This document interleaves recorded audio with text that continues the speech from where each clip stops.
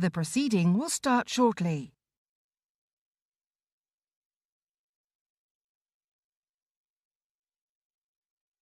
The proceeding will start shortly.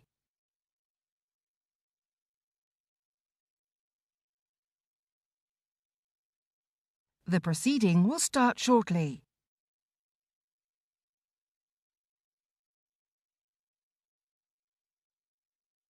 The proceeding will start shortly.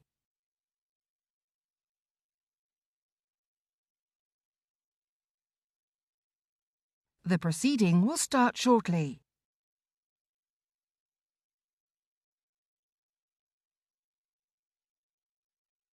The proceeding will start shortly.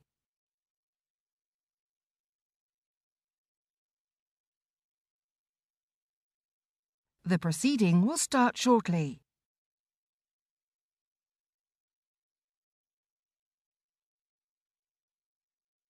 The proceeding will start shortly.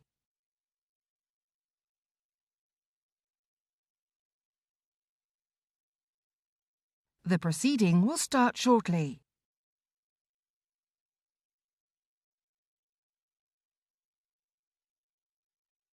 The proceeding will start shortly.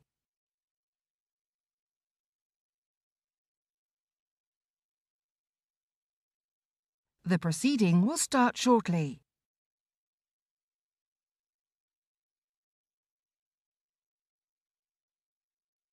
The proceeding will start shortly.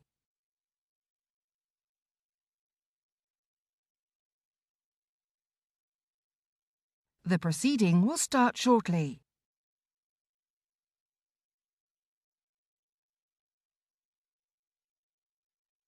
The proceeding will start shortly.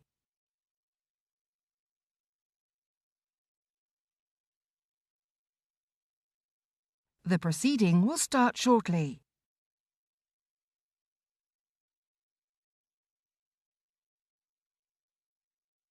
The proceeding will start shortly.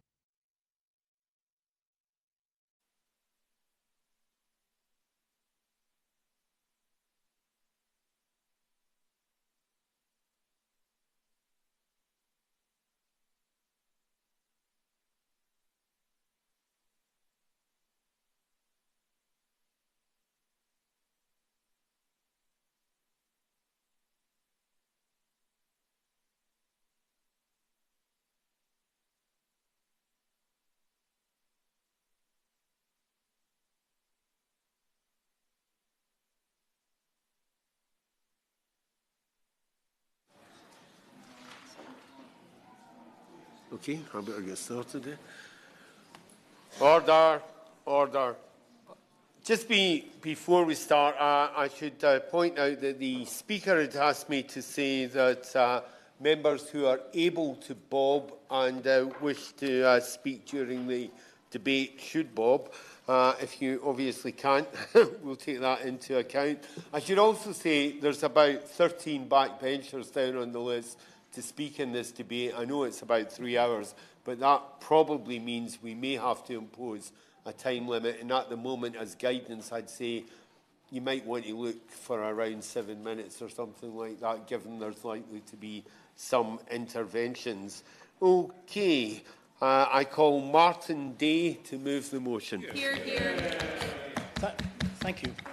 I beg to move that this House has considered E-petition 628226 relating to the impact of the UK's exit from the European Union.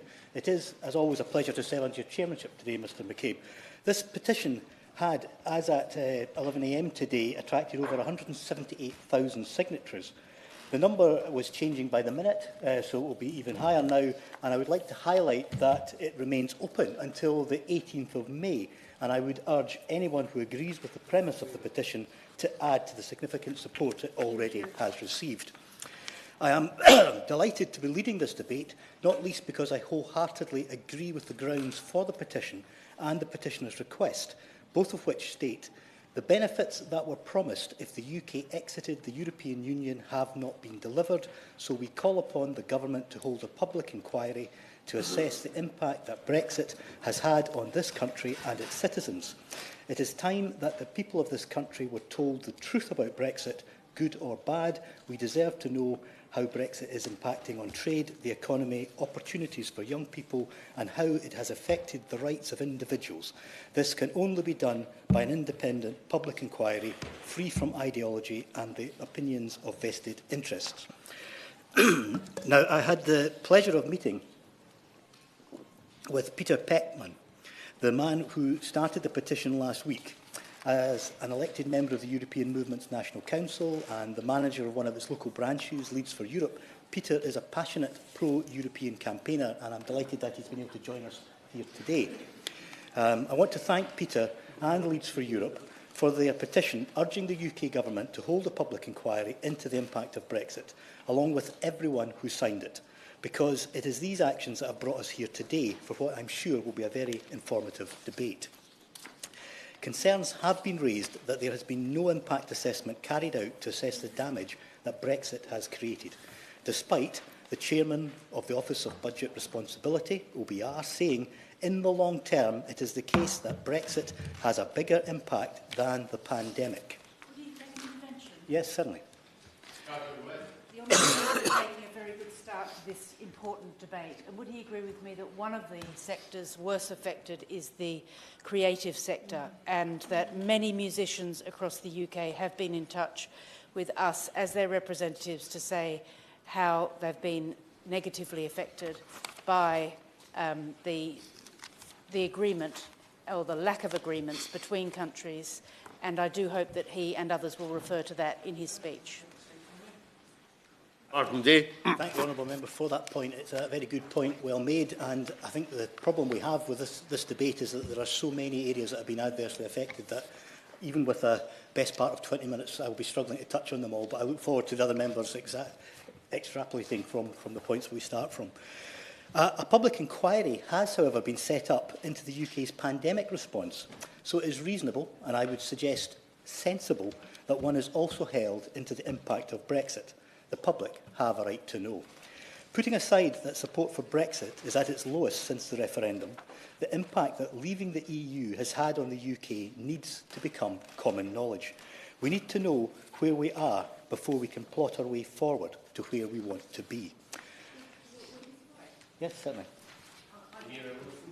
Thank the Honourable Member for giving way. Some of those who felt the impact of Brexit the keenest are ones who were not old enough to vote. Children and young people, whether it's loss of access to schemes like Erasmus or school children stuck for many, many hours on coaches, as we saw over the Easter holidays at Dover, when we then had Conservative ministers telling us it had absolutely nothing to do with Brexit. And correspondingly, the Tourism Alliance has told us that the number of school children coming from European Union countries on school trips has halved because of the bureaucracy around group visas, and you can't travel without a passport. You used to be able to travel on an ID card. Does he agree with me that children and young people have fared the worst under this, when and many people were not aware of that when this went through? Martin Day. Thank the Honourable Member for a point. I do indeed agree with her. I think young people have lost the most. However, hopefully we can regain some of that in the future for them. Put simply, can we make Brexit work? Well, I very much doubt it. But can we move on without knowing what the foundation is? And the UK Government opened its response to the petitioners by saying the UK's departure from the EU was a democratic choice. For that reason, at the outset of this debate, I think it would be remiss of me if I did not respectively point out that 62% of those who voted in Scotland did not want to leave the EU, with every Scottish council returning a Remain majority, and that just under 56% of those who voted in Northern Ireland did not want to leave the EU either.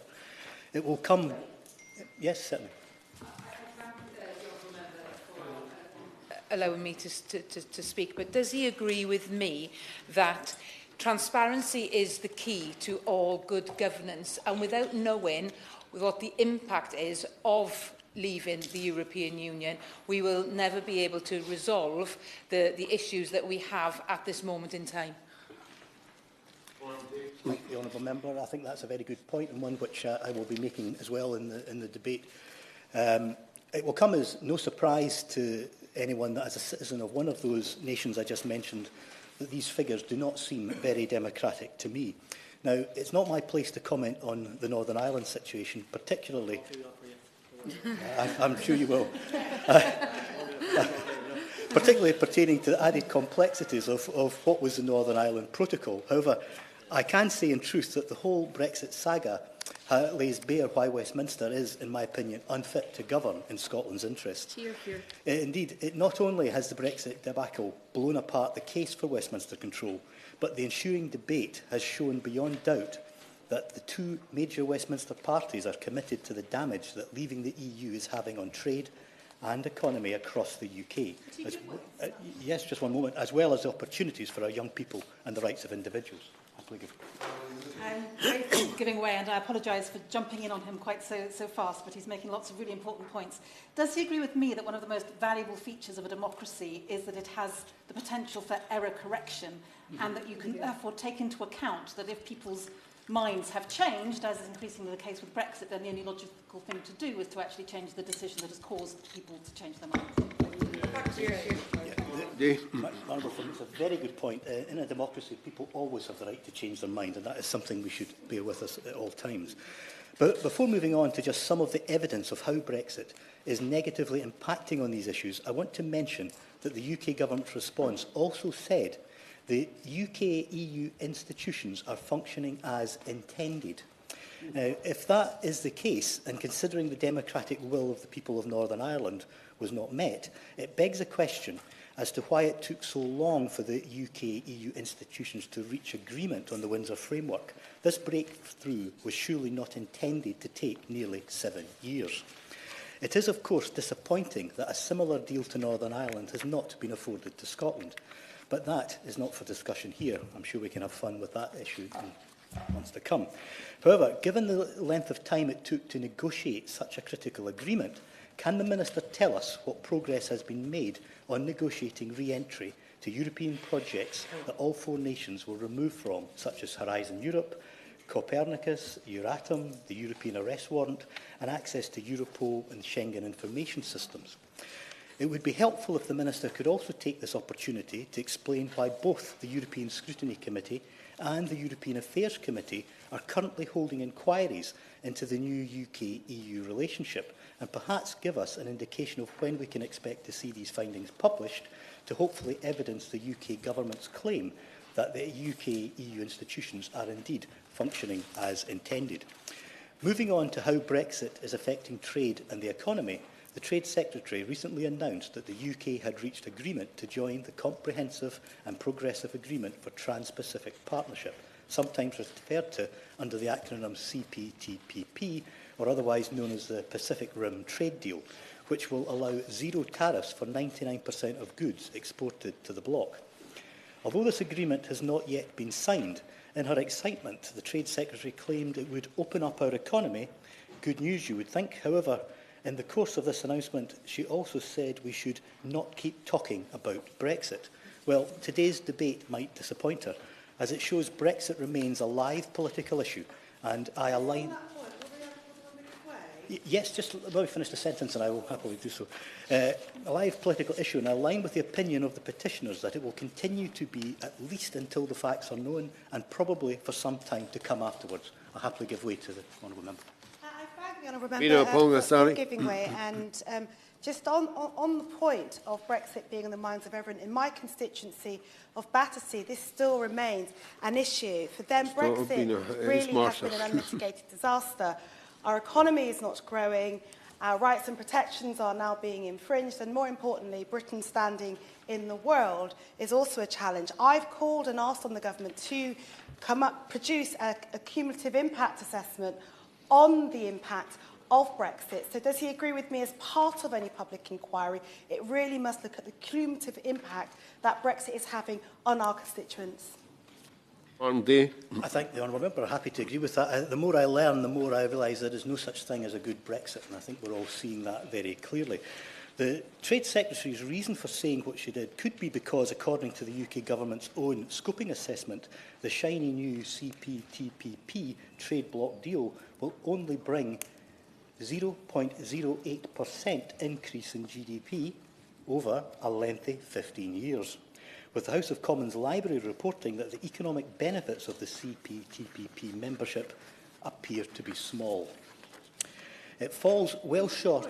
Yeah, I'm very grateful for giving way. He mentions the 0.08% boost to GDP promised by access to the CPTPP.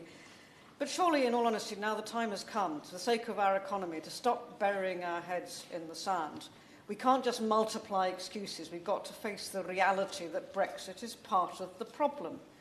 And that with that, from my party's point of view, we should, of course, be looking to move towards rejoining the single market.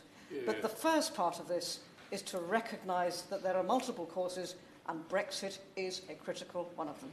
I thank the honourable member for that intervention. It's fair to say that the economic impact of Brexit falls well short of the benefits that the UK enjoyed with EU membership, the withdrawal from which the OBR says expects to reduce the overall trade intensity of the UK economy by 15% in the long term. And comparative to remaining in the EU, the latest OBR's Brexit analysis assumes that the Trade and Cooperation Agreement, which sets the terms of the post-Brexit trading relationship between the UK and EU, will reduce the potential productivity of the UK economy by 4%, largely due to the increase in non-tariff barriers. In rebutting these figures during the CPTPP announcement, the Trade Secretary pointed out that the OBR's forecasting was speculative. However, the OBR's economic and fiscal outlook from last month highlighted that it had been reviewing and refining its assumptions about the economic impact of Brexit as new evidence has arrived, and that 2 years into the Trade and Cooperation Agreement, the trends in the UK trade volumes remained consistent with its assumptions. Additionally, the OBR forecasts stem from outturned data that is published by the Office for National Statistics. The latest data from 2022's third quarter suggesting that the UK trade volumes remain 3% below their 2019 level, whilst there has been an average increase of 5.5% across other G7 countries. Similarly, trade intensity is 2.6% lower than its pre-pandemic level in the UK, yet it is 3.6% higher in the rest of the G7. A recent study also estimates that UK goods trade was 7% lower in June 2022 than it would have been if we were still in the EU. All in all, in terms of trading, the Pacific Rim trade deal, along with the already signed agreements with Australia and New Zealand, which have yet to come into force, have limited positive economic impact to compensate for what we have lost due to this UK government pushing through a hard Brexit deal that is outside of the EU single market and customs union. In December 2021, the National Office predicted the macroeconomic benefits of free trade agreement or FTA negotiations that were underway by the UK government at that time would only increase the UK's GDP by between 0.33% at best and 0.17% at worst after 15 years. From those projections, the USA was the biggest potential FTA partner. However, although negotiations started nearly 3 years ago, there is no trade agreement with the USA, and neither is one expected anytime soon. Therefore, the modesty of the relatively modest economic benefits that were projected from the secured and proposed agreements by the Department for International Trade has further decreased. Compare this to where we were, part of the second largest and most integrated world trading blocs, that also happens to lead the way in global standards and regulations. Maybe the Prime Minister's idea about mandatory masks for everyone up to the age of 18 holds some credence after all, as these sums certainly don't add up. The Pacific Rim trade deal has also wider negative impacts, such as its inclusion of investor-state dispute settlement clauses, which I am totally against, as well as environmental costs. For example, the UK government's own analysis stated that joining CPTPP is estimated to increase the UK's domestic greenhouse gas emissions. Now, how this complies with the UK government's net zero ambitions escapes me. Perhaps the Minister can enlighten us on that front too. Like the Pacific Rim trade deal, Brexit is causing damage on multiple levels. but I will try to confine my remarks to the specific issues that the petition mentions and move on to how Brexit is impacting on opportunities for young people and the rights of individuals. Although before doing so, let me point out the obvious. The damaging impact of Brexit on trade and the economy undoubtedly has a ripple effects on opportunities and rights. That said, I will start with the removal of the right to free movement, and not just for work purposes, which puts barriers in place for both the UK and EU citizens, as well as caused workforce shortages in key sectors, including the crucial health and care sector, but for the simple matter of travel, which is now much less straightforward and flexible. We have only to look back a couple of weeks to see the delays at Dover over the Easter break that were caused by new passport stamping requirements, and we can look forward to worse delays to come when the EU's post-Brexit entry-exit system, EES, comes into effect next year. This new border control for non-EU travellers, which Brexit has made us, has been described as anticipated chaos, another Brexit benefit for us all to look forward to. And delays at customs are also a major headache for manufacturers. 31% predicting that due to new trading rules, customs delays will be the biggest risk to their company's competitiveness in 2023. And 36% of small and medium-sized businesses are still struggling with the new customs procedures and paperwork. And then there are privacy rights, which the EU's General Data Protection Regulations have thus far served us well in protecting our personal data. To replace these, the Science Secretary has recently put forward the new Data Protection and Digital Information No. 2 bill to supersede its predecessor that was repeatedly delayed. However, I have serious concerns that this will firstly erode the high standards of data protection rights that UK citizens held as part of the EU GDPR, and secondly, further negatively impact any review of UK-EU trade deal if it fails to protect EU citizens. I want to see a commitment to robust data privacy protections and world-beating data protection regulations being maintained. However, the bill's second reading last week, my honourable friend, the member for Glasgow North West, put on record that the Open Rights Group has said with regards to how this piece of post-Brexit legislation will affect individuals' rights, and I quote, "The government has an opportunity to strengthen the UK's data protection regime post-Brexit.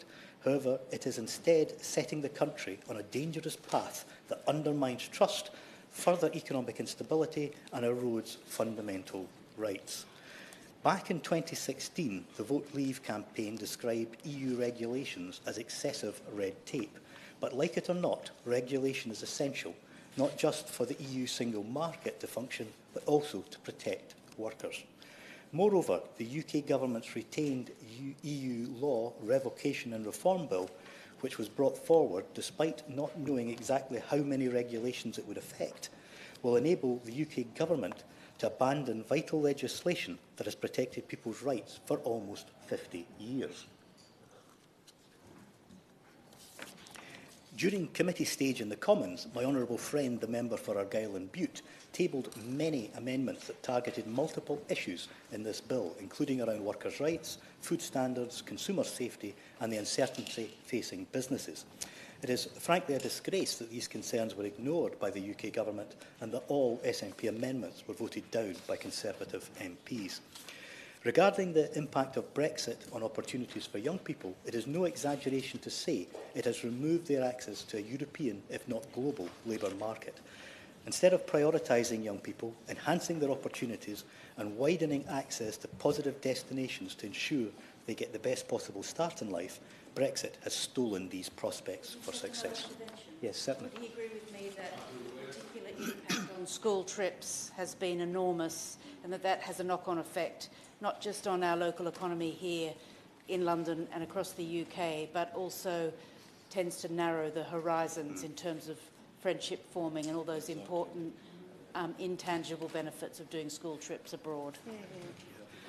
No, I would agree wholeheartedly with that. And as a person who's benefited from town twinning, sister cities deals over the course of my life, it also weakens our soft power and our influence in other countries as well. On top of all that, removing freedom of movement means that our young people can no longer study in EU countries without a visa, never mind gain experience of travelling or working in Europe. Additionally, the UK government's decision to leave the Erasmus programme and all its related benefits have not been replaced by its UK replacement, the Turing Scheme. Likewise, there has been a sharp drop in the number of new EU students enrolling in universities across the UK. Indeed, it was reported in January that the numbers had more than halved, with Brexit seen as the primary deterrent. Universities UK said that the increase in students from outside the EU had failed to offset the exodus of EU students at undergraduate level, weakening financial stability in some third-level education and reducing diversity across some subject areas. The head of Global Mobility Policy at Universities UK said that the figures show very clearly the impact of the sort of loss of freedom of movement. And this is impacting on research talent for the UK, with my honourable friend, the member for Midlothian, raising concerns in a debate just last week about research and development funding and Horizon Europe, pointing out that since 2014, Scottish and UK universities have lost almost £1 billion in structural EU funds for research. The manufacturers' organisation Make UK has advised Horizon Europe is a key area of funding for innovation in the UK manufacturing sector and will be important for growth in areas such as advanced manufacturing and digital processes. Yet, due to discussions still ongoing, UK-based researchers have been unable to access Horizon Europe funds. I conclude my opening remarks by saying that nearly 7 years on from the Brexit referendum, the UK public are still waiting for the elusive Brexit benefits that were promised. Having raised just some of the areas where leaving the EU has impacted on the UK, it seems to me that the benefits of Brexit are pure fantasy. The economic fallout from Brexit is stark, and it has been made starker by the current cost of living crisis that has been inflicted on households up and down the country. Now, from my perspective, Brexit has been an unmitigated disaster, politically, economically and socially, for Scotland and for the rest of the UK. The UK government, of course, has a means to refute this. When major events occur, public inquiries can be held into matters of public concern, to establish facts, to learn lessons so that mistakes are not repeated, to restore public confidence and to determine accountability. And I don't think anyone here can deny that Brexit was a major event. And this petition shows it is still a matter of public concern and that we will not stop talking about it, despite the Trade Secretary's request. I'm sure I've barely scratched the surface of today's matter. I look forward to hearing the other speakers in the debate and particularly hearing the Minister responding to the points which are made. I'm sure we are all interested to hear his points and how the government does not believe the UK's departure from the EU is an opportunity subject for a public inquiry, because I think it clearly is. Thank you. Well done. Thank you. The question is that this House has considered E-petition 628226 relating to the impact of the UK's exit from the European Union. I think, given the number of people who want to speak, we are going to opt for a time limit. I'm going to start with 8 minutes, and we'll go to Adam Holloway.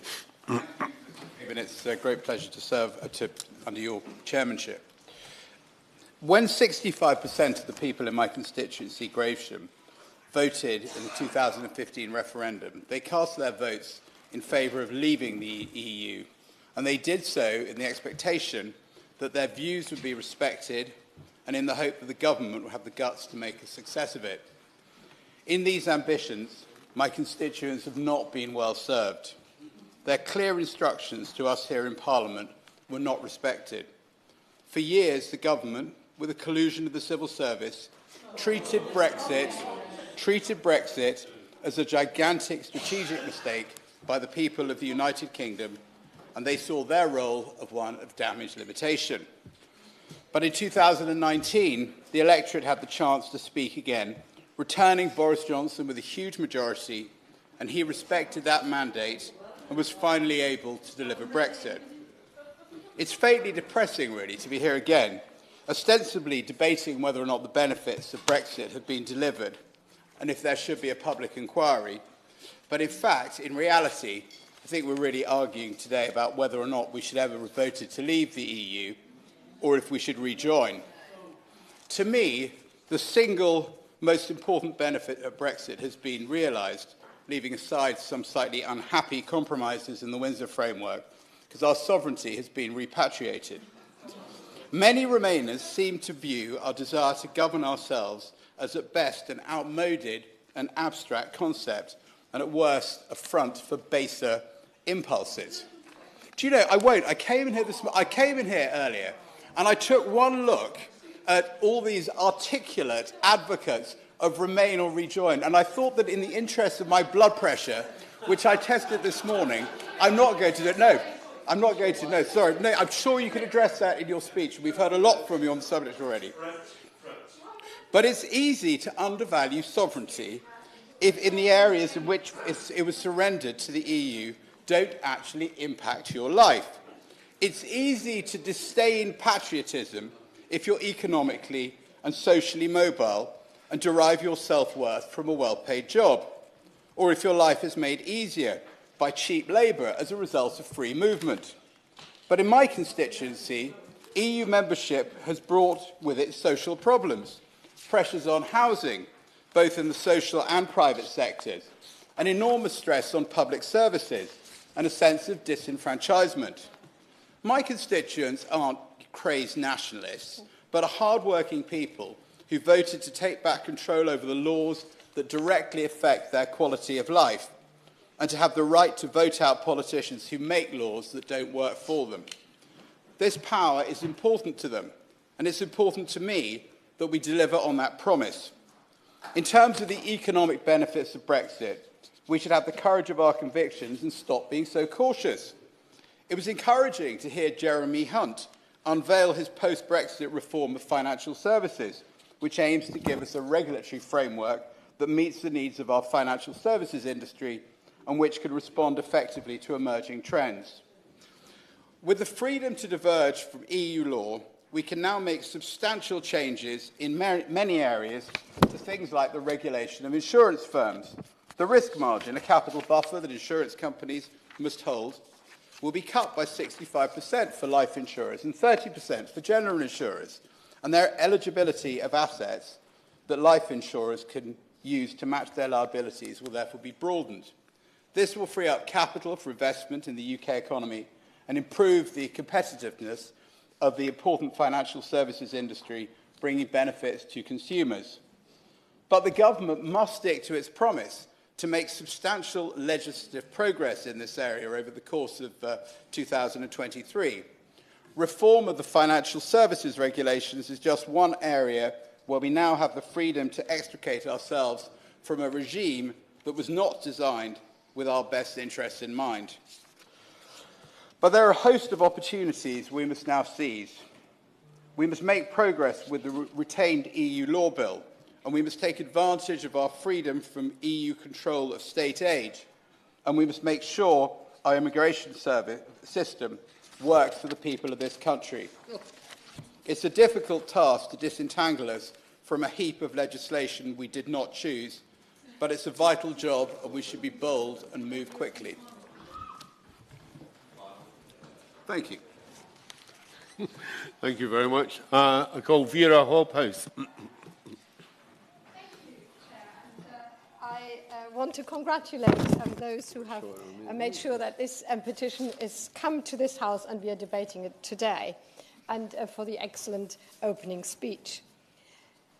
Chair, in my Bath constituency, 70% voted to remain, and we remain proudly pro-European. We are, in Bath, an open, welcoming and international city. We understand that in our modern, interconnected world, wishing we could just cut ourselves off and float into the Atlantic Ocean is entirely unrealistic and indeed undesirable. Most of my constituents feel a deep sense of loss at our exit from the European Union, and many in our community are now paying the price. Discussing Brexit has become, well, let's say, a bit of a political taboo. An inquiry into the impact would help us to face up to reality and give a true picture of the impact on people, business, and the whole of the economy. We need evidence, not government propaganda. There's now a large amount of data on the damage Brexit is inflicting on our economy. However, this needs to be put out into the open. This is why an inquiry into the impact of Brexit is so important. We are the only G7 nation with an economy smaller than it was before the pandemic. The OBR has said that leaving the EU will reduce the UK's long-term GDP by about 4%. The UBR assumes that UK imports and exports will both be 15% lower in the long run compared with remaining in the EU. It will leave a larger scar on our economy than the pandemic. Can I say that again? It will leave a larger scar on our economy than the pandemic. We should be making it easier for British small business to trade abroad, but instead they're now tangled in red tape. Supply chains are drying up as EU businesses are voting with their feet. Why bother with the UK when other businesses across the EU are happy to take over? Brexit was always going to restructure our economy.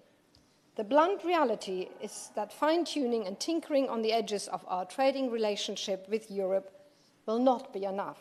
Without a relationship based on trust and respect, we cannot provide long-term stability for businesses or the economy. And this, I think, Mr. Chair, is at the heart of what we are debating today. Not only do we need to see an inquiry to put open the evidence of what Brexit meant, but also helping to restore our relationship with the European Union. Brexit has made this government hostile environment even more hostile. EU citizens who have built their lives here were made to feel unwelcome. It is no wonder that many of them have left. Among these were vital NHS workers, and the government face up to their role in forcing out the staff we so desperately need. I am a European migrant and became a British citizen in 2007. No government minister can reassure me that Brexit was not meant to make citizens who were born in the EU feel unwelcome. I do. It has and it does, and no amount of reassurance from the government will change this. Vital workers in vital professions are leaving. The Nuffield Trust has argued that EU-trained medics now face extra bureaucracy and higher costs. If pre-Brexit recruitment patterns had continued, the NHS would have 165 more psychiatrists, 288 more paediatricians, and 394 more anaesthetists. I'm happy to do. Thank you very much. I thank the honourable member for giving me. She's making a very powerful case.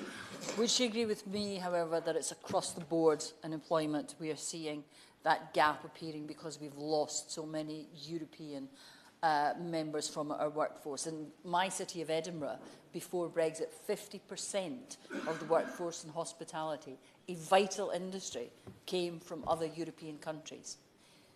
Week after week, those same employers now tell me they can't fill those jobs. Does she agree with me that we're suffering that cost? Well, I'm happy to agree. And I could fill hours and hours with making examples, but we only have a limited amount of time, and so I'm picking up the NHS. But yes, absolutely, this is the picture across the board.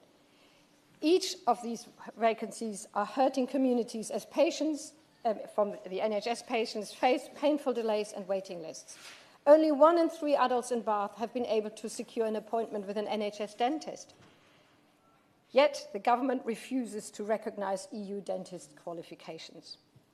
Brexit is also destroying our cultural links with the European Union, and I think that is one of the most painful things that I can talk about in a city like Bath, where hospitality, but also entertainment and culture is such a vital sector. The UK music industry is world-renowned, deservedly so. We should be proud of this and do everything possible to promote it. But this vibrant sector is hamstrung at every corner, with both EU and UK artists struggling to tour. Visa and work permit rules often vary between EU member states. Musicians are now forced to spend much of their time and money figuring out how to meet different standards of different EU countries. It is a devastating setback for artists who want to perform and not battle bureaucracy. Cabotage rules restrict UK hauliers over 3.5 tonnes from going to more than 3 different EU countries. The associations of British orchestras say these rules are increasing tour costs by up to £16,000 per day for orchestras using their own vehicles. This seriously restricts the viability of touring. Another consequence of Brexit for the music industry is more complicated customs rules. The ATA carnet required for moving unaccompanied instruments from the UK to the EU costs up to £310 plus VAT, plus a deposit of 30 to 40% of the value of its items. They are also time-consuming to prepare and cause customs delay and concert cancellations. These barriers are limiting our cultural reach and stunting our £5.8 billion music industry. An Encore musician survey shows that 76% of musicians agree that likely Brexit travel restrictions will stop them from performing in Europe. We must establish exactly what difficulties our art sector is facing. And there is no time, as I've already said, to point out to more industries and more difficulties for these industries. These are the realities that everybody in this country is now facing.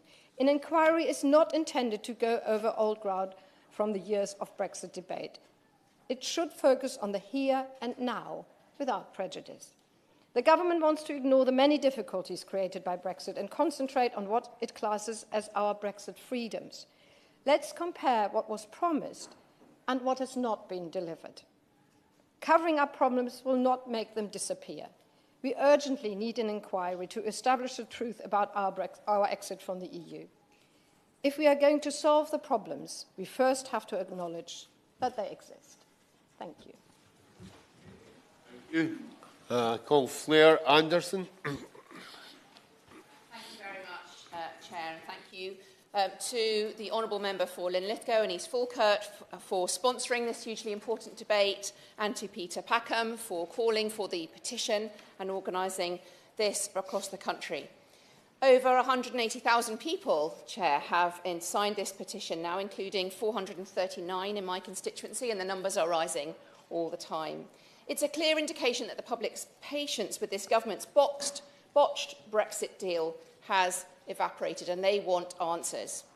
An online poll of 1,340 voters by Omnisys last week showed that 59% thought that an inquiry should probably or definitely be launched, with just 25% against.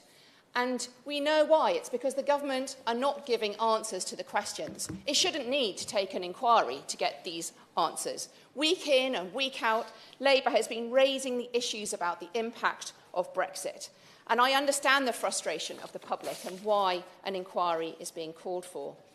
An inquiry would be hugely expensive and very delayed. It would take a long time, but people want these answers now so that we can mitigate against the damage being caused by Brexit. Or, as the Honourable Member pointed out, if it's so wonderful, if there's a Brexit dividend and we're seeing all the success, we would love to know what that is.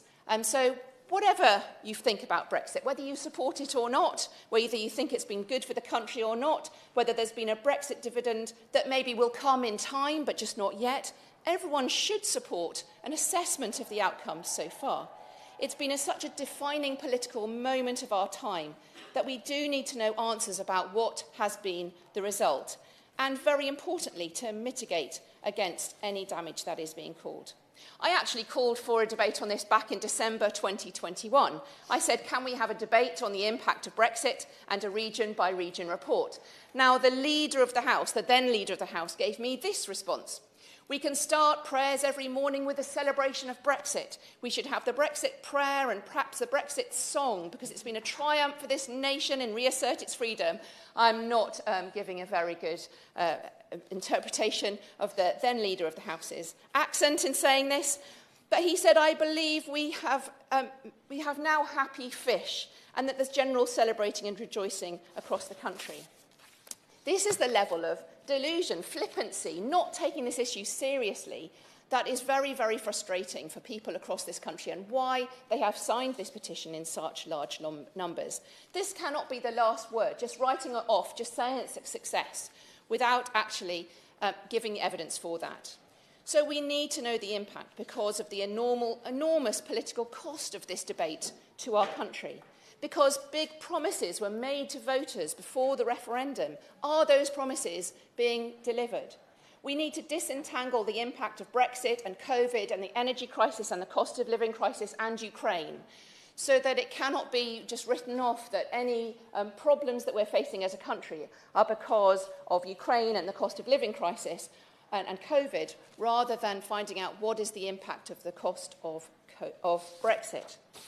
And because we need to know who is being impacted, region, by age, by sector. There are so many different places within our country that are impacted. It's about environmental standards, food standards, financial services, school trips, agriculture, fishing, the construction industry, creative industries and musicians, about the impact on the workforce, especially the NHS and health services, about the impact on education, educational opportunities, on scientific research, on school trips.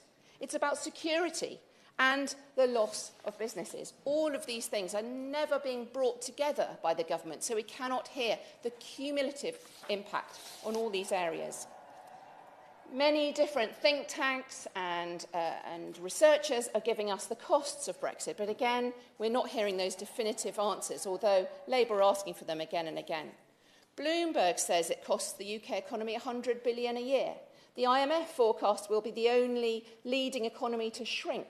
The Office for the Budget Responsibility conclude that Brexit will reduce long-run productivity by 4%.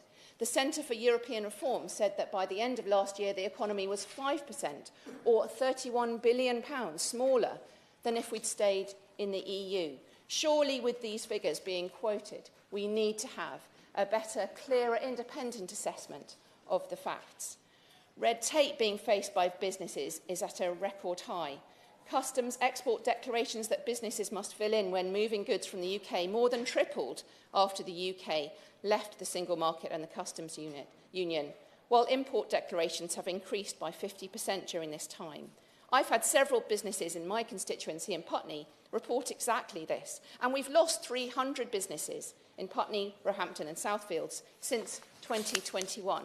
I would like to know why this is and what part of this has been the impact of Brexit and what can be addressed, course-corrected right now to stop this damage. The music industry has been mentioned in this debate already. The failure to secure ease of access for touring bands across the EU is embarrassing and ludicrous, and surely this can be changed.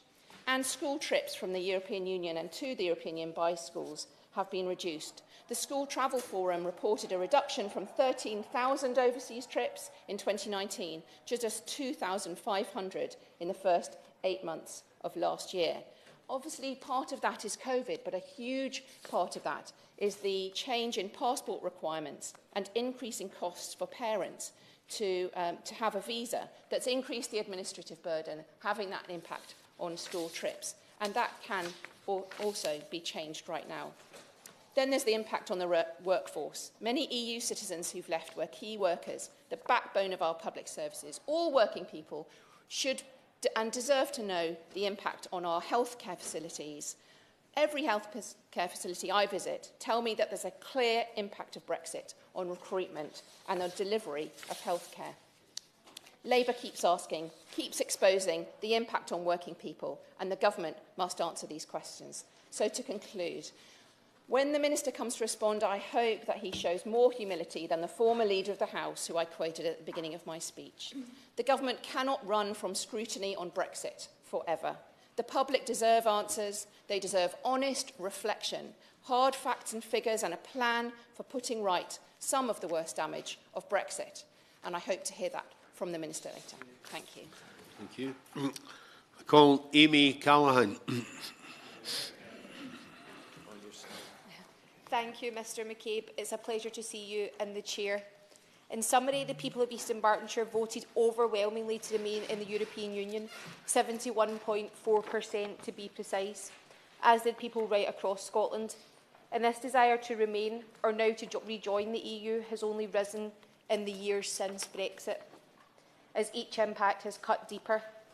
A public inquiry into these impacts is not an unreasonable request. It's a request of support, and if the government truly believes in its Brexit benefits, then they should put it to the test with a public inquiry. All the impacts of Brexit, everything the people of Scotland have lost out on, has not been done in our name, nor apparently has it been done under the banner of Brexit, as this government have been taking great pleasure in denying much of which we are debating today having anything to do with Brexit. In their response to this petition, the government stated that leaving the EU was a democratic choice. Yes, the government exercised a referendum, putting the decision to the people, but leaving the EU was not the democratic will of the people of Scotland. And if the democratic will of the people is the government's trump card in this debate, then why do they continue to deny the people of Scotland the right to hold an independence referendum? This is not a British government we've voted for. And to be clear, the impact of this government policies, from Brexit right to austerity, are not representative of the progressive values of the majority of the people in Scotland. Let's think back to all we were promised if the UK left the European Union. Increased trade with the whole world, saving £350 million a week to spend on public services, controlling our immigration, controlling our borders. In the years since Brexit, Britain has become far more insular. Trade is down across the board, and both of the government's plans to turn that around will have little impact even by their own assessment. This is all whilst trade has soared across Europe. England's public services are a mess and they're underfunded. A hostile environment to immigration has left us with significant skills gaps in certain sectors with large-scale recruitment issues, including, but not confined to, the culture sector, the hospitality sector and our public health services across the UK. Others have expanded on some of these issues. I'll focus on the NHS. Staff shortages in the NHS is one of the biggest issues we're facing at this moment, due to people from European countries being unable to live and work here with ease. Ending participation in Erasmus Plus when EU membership is not a barrier to this opportunity, and Scotland certainly hasn't seen any of this money that was going to be saved. This government will continue to deny most or all of what we're debating today, but the long and short of this is the cold hard facts with an evidence base that can't and shouldn't be denied. Take the UK's economy as an example of this. The UK has the slowest growing economy in the G7. The former Deputy Governor of the Bank of England, Sir Howard Davies, stated that Brexit is one of the reasons we're at the bottom of the growth table of the major industrialised countries. It's on Brexit and it's on the Tories. The OBR Chair, Richard Hughes, has said the UK's economy is 4% smaller in GDP terms because of Brexit. The government deflect and try and blame our shrinking economy on the war in Ukraine, which is shameful. Blaming an illegal war in Ukraine instead of acknowledging it's a mess of their own making, again it's on Brexit and it's on the Tories. There is now unnecessary red tape when travelling to the EU. For those wanting to visit for 90 days or longer, Chair, it's necessary to apply for a full-term long-term immigration visa with associated costs and hassle. UK travellers have lost the automatic right to fast-track passport and customs queues in EU member states and may be asked for proof of funds and a return ticket when entering an EU country. And to what benefit? Again, it's on Brexit and it's on the Tories. Chair, to bring my remarks to a close, leaving the European Union is not what Scotland wanted, and the impact of being dragged out shows exactly why. Life is hard enough, and leaving the EU has only made it harder. But life post-Brexit has only been made worse by a government denying what was promised to people across these four nations who voted to leave in good faith. A shrinking economy, understaffed public services, no freedom of movement. Stick that on the side of a bus. Where Westminster continues to fail us, the people of Scotland will look ahead to a bright future, one without this place, one without austerity and one without a Tory government we didn't vote for as an independent nation within the European Union. Thank you. Stephen Farry. Thank you very much, and it's a pleasure to serve under your chairmanship, Mr McCabe. I want to make some very specific comments in relation to Northern Ireland shortly, but first I want to make some common points that apply UK-wide. And indeed, before getting to that, outside of the context of the Northern Ireland issue, which has obviously been very prominent over recent months and years, it is rare that more generally we have a debate in this place in relation to Brexit itself. Yet it has fundamentally changed so much in relation to the UK economy. our ability to influence transnational issues, such as how we deal with crime, how we deal with the environment, and of course it has diminished the UK's international standing. The UK is not as powerful a voice on the world stage that it was previously. The European Union served to amplify that voice. And in that regard, I think it's useful maybe just to drill down into this notion of sovereignty for a moment. Sovereignty for me is about the ability to do things rather than some abstract concept. But even if you go into the point around the abstract concept of sovereignty, the fact that the UK was able to enter the European Union and also to leave proves that the UK had sovereignty all along. But it was through pooling that sovereignty within the European Union that we were able to deliver collective outcomes for people right across Europe, but crucially for people within the UK. Happy to give way. I'm grateful for him giving way on that point. Some say, and I think the member for Gravesham mentioned, that the laws that were created weren't laws that we chose. But the fact is we had MEPs, we were on the commissions, and we were on those committees that decided them. And actually the British voice was a leading light in many of those changes that were enacted. So it's not true to say there were changes that need to be made, certainly in the processes, but we didn't not have a seat at that table. Indeed, and I think, agreeing with what my honourable friend has said, we will soon discover that in many respects the UK, by design, will have to be a rule taker, because it is fundamentally interesting to the UK economy to follow rules that are essentially set at a European level, but without having that important say that we had previously. Like my colleague and indeed many other people in this debate today, including the honourable member for Leeds Central, I sit on the Trade and Business Commission, and almost every week we are hearing evidence from a whole range of experts and other stakeholders that are setting out huge concerns in relation to the impact of Brexit on their very particular sectors. It's also accurate to say that the UK economy has seen seriously constrained growth as a consequence of Brexit. Of course, there are other issues, but by far that is the major standout factor that differentiates the UK from its other main competitor nations in terms of, in particular, the developed world. The trade deals that are happening around the world will never compensate for the increased trade barriers that we have erected with our closest and biggest external trading partner.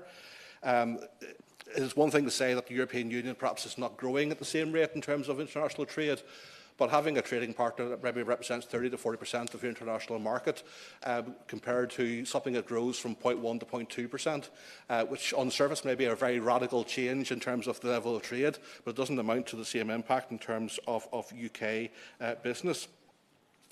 And also, we have discovered that freedom of movement, who knew, applies in two different directions. So what has happened in terms of constraining the ability of others to come here also applies for UK citizens whenever they're seeking to move overseas.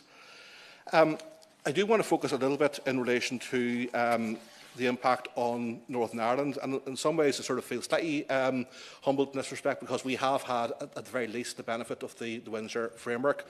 I do wish to put on record again my appreciation for those who were involved in the reaching of that agreement, both on the UK side and the European Commission.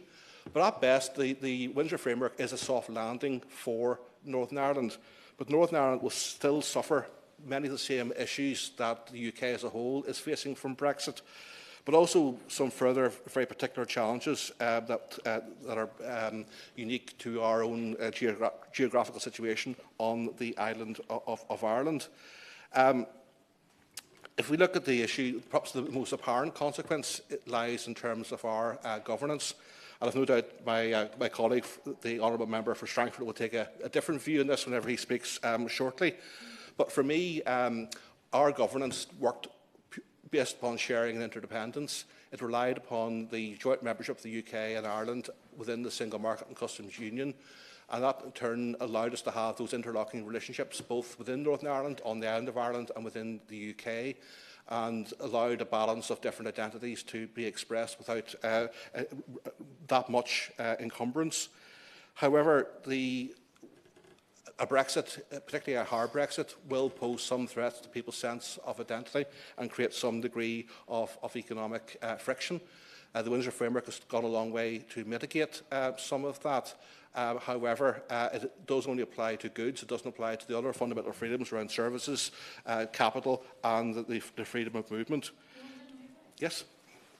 Crazy. A very powerful point about how important the Windsor Agreement is. Do you therefore not agree with me that one of the egregious things about Brexit is pushing things like the retained EU law bill, which in of itself fundamentally undermines the Windsor Agreement by removing all those very alignment of laws around goods and indeed services on which the Windsor Agreement is based? It just reflects how Brexit has blinded people to what is in the best interests of people, whether in Northern Ireland or the rest of the United Kingdom. Yeah, I'm grateful to the honourable member for those comments, and I had hoped that wisdom would eventually prevail in relation to that legislation.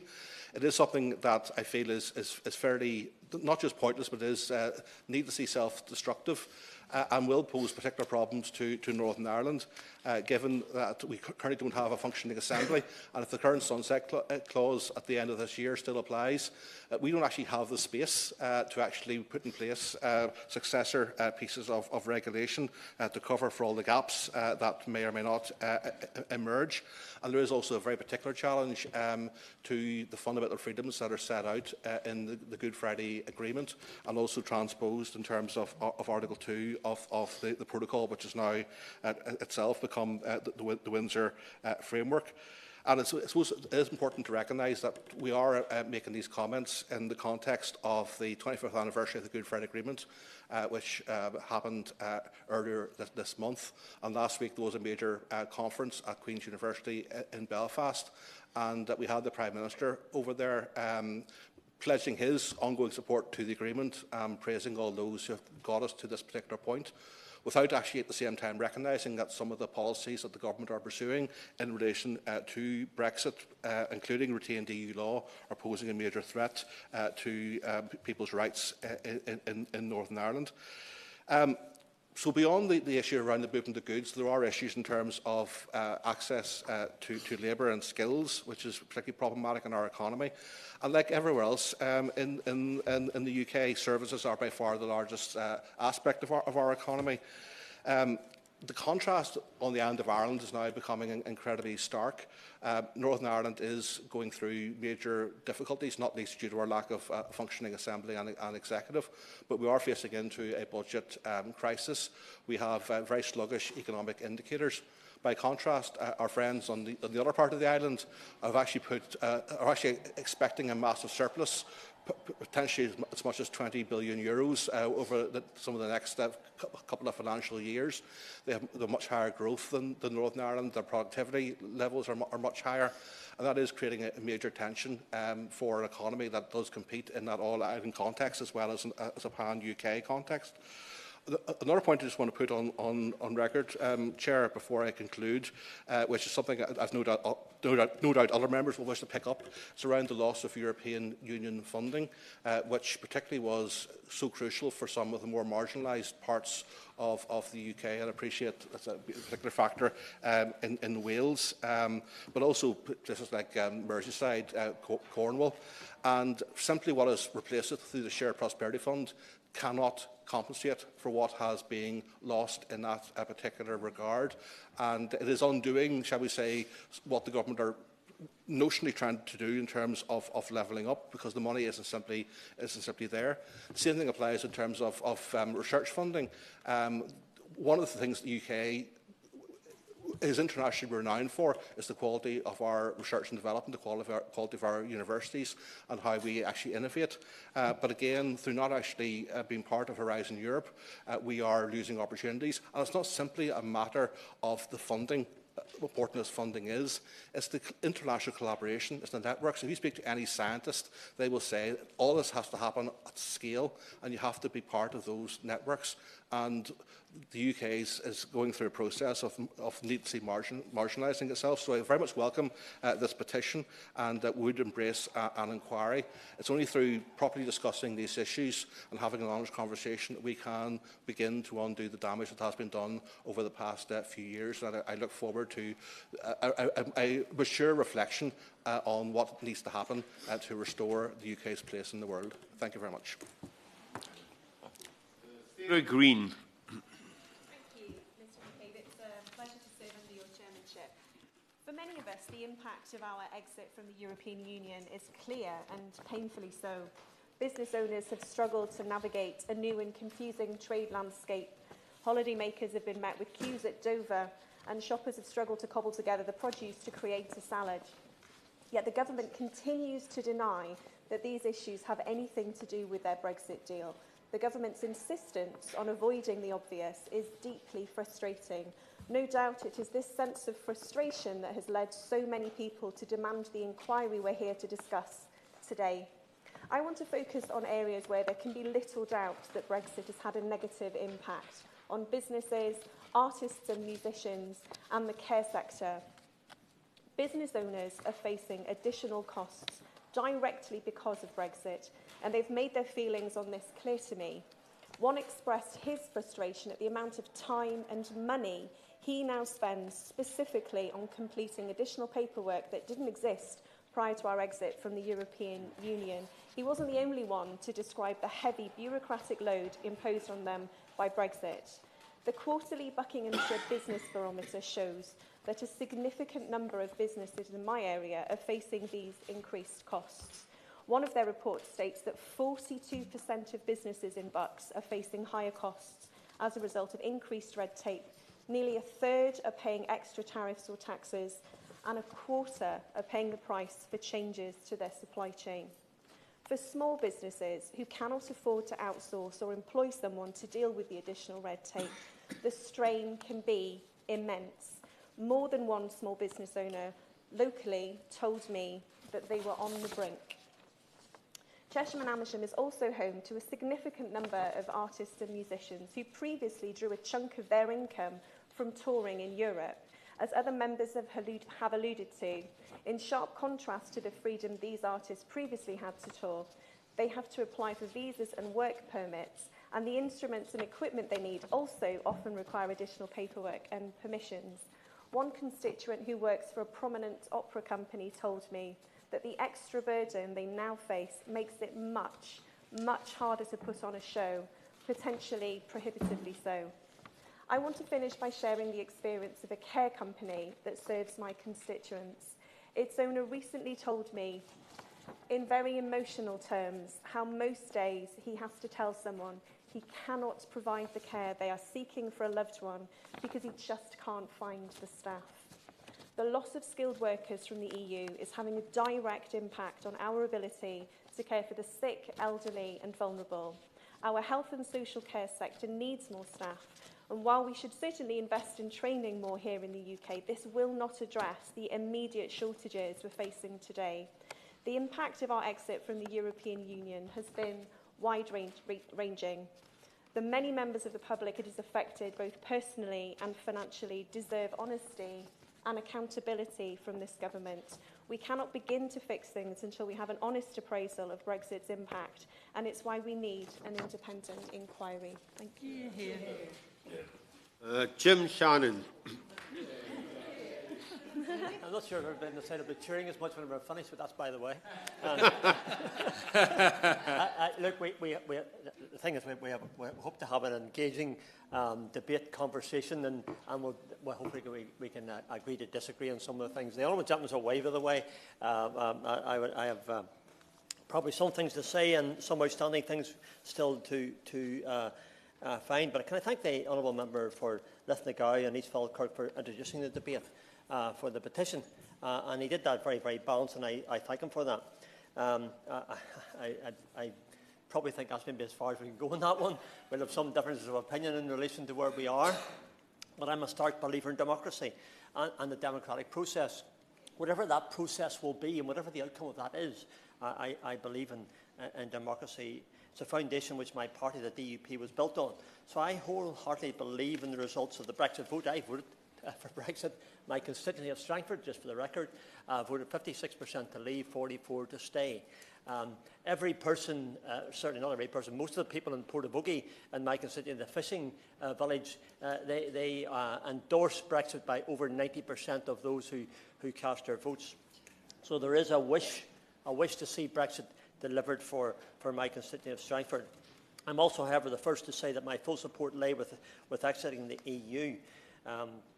And the repercussions that have come from it. Unfortunately, we are 7 years on from the referendum, and yet there is still outstanding work to be done on how truly to reflect on how we can make the best out of the cards that we've been dealt. Why did Portavogie in my constituency vote so wholeheartedly, as I did and many others did, for Brexit? Because they saw opportunities for the fishing sector, not restricted by Brussels, not restricted when it came to the fishing issues, and for job opportunities, for potential to invest, for growth, and for the total allowable catch to then be in the hands of Westminster, not to be in the hands of Brussels.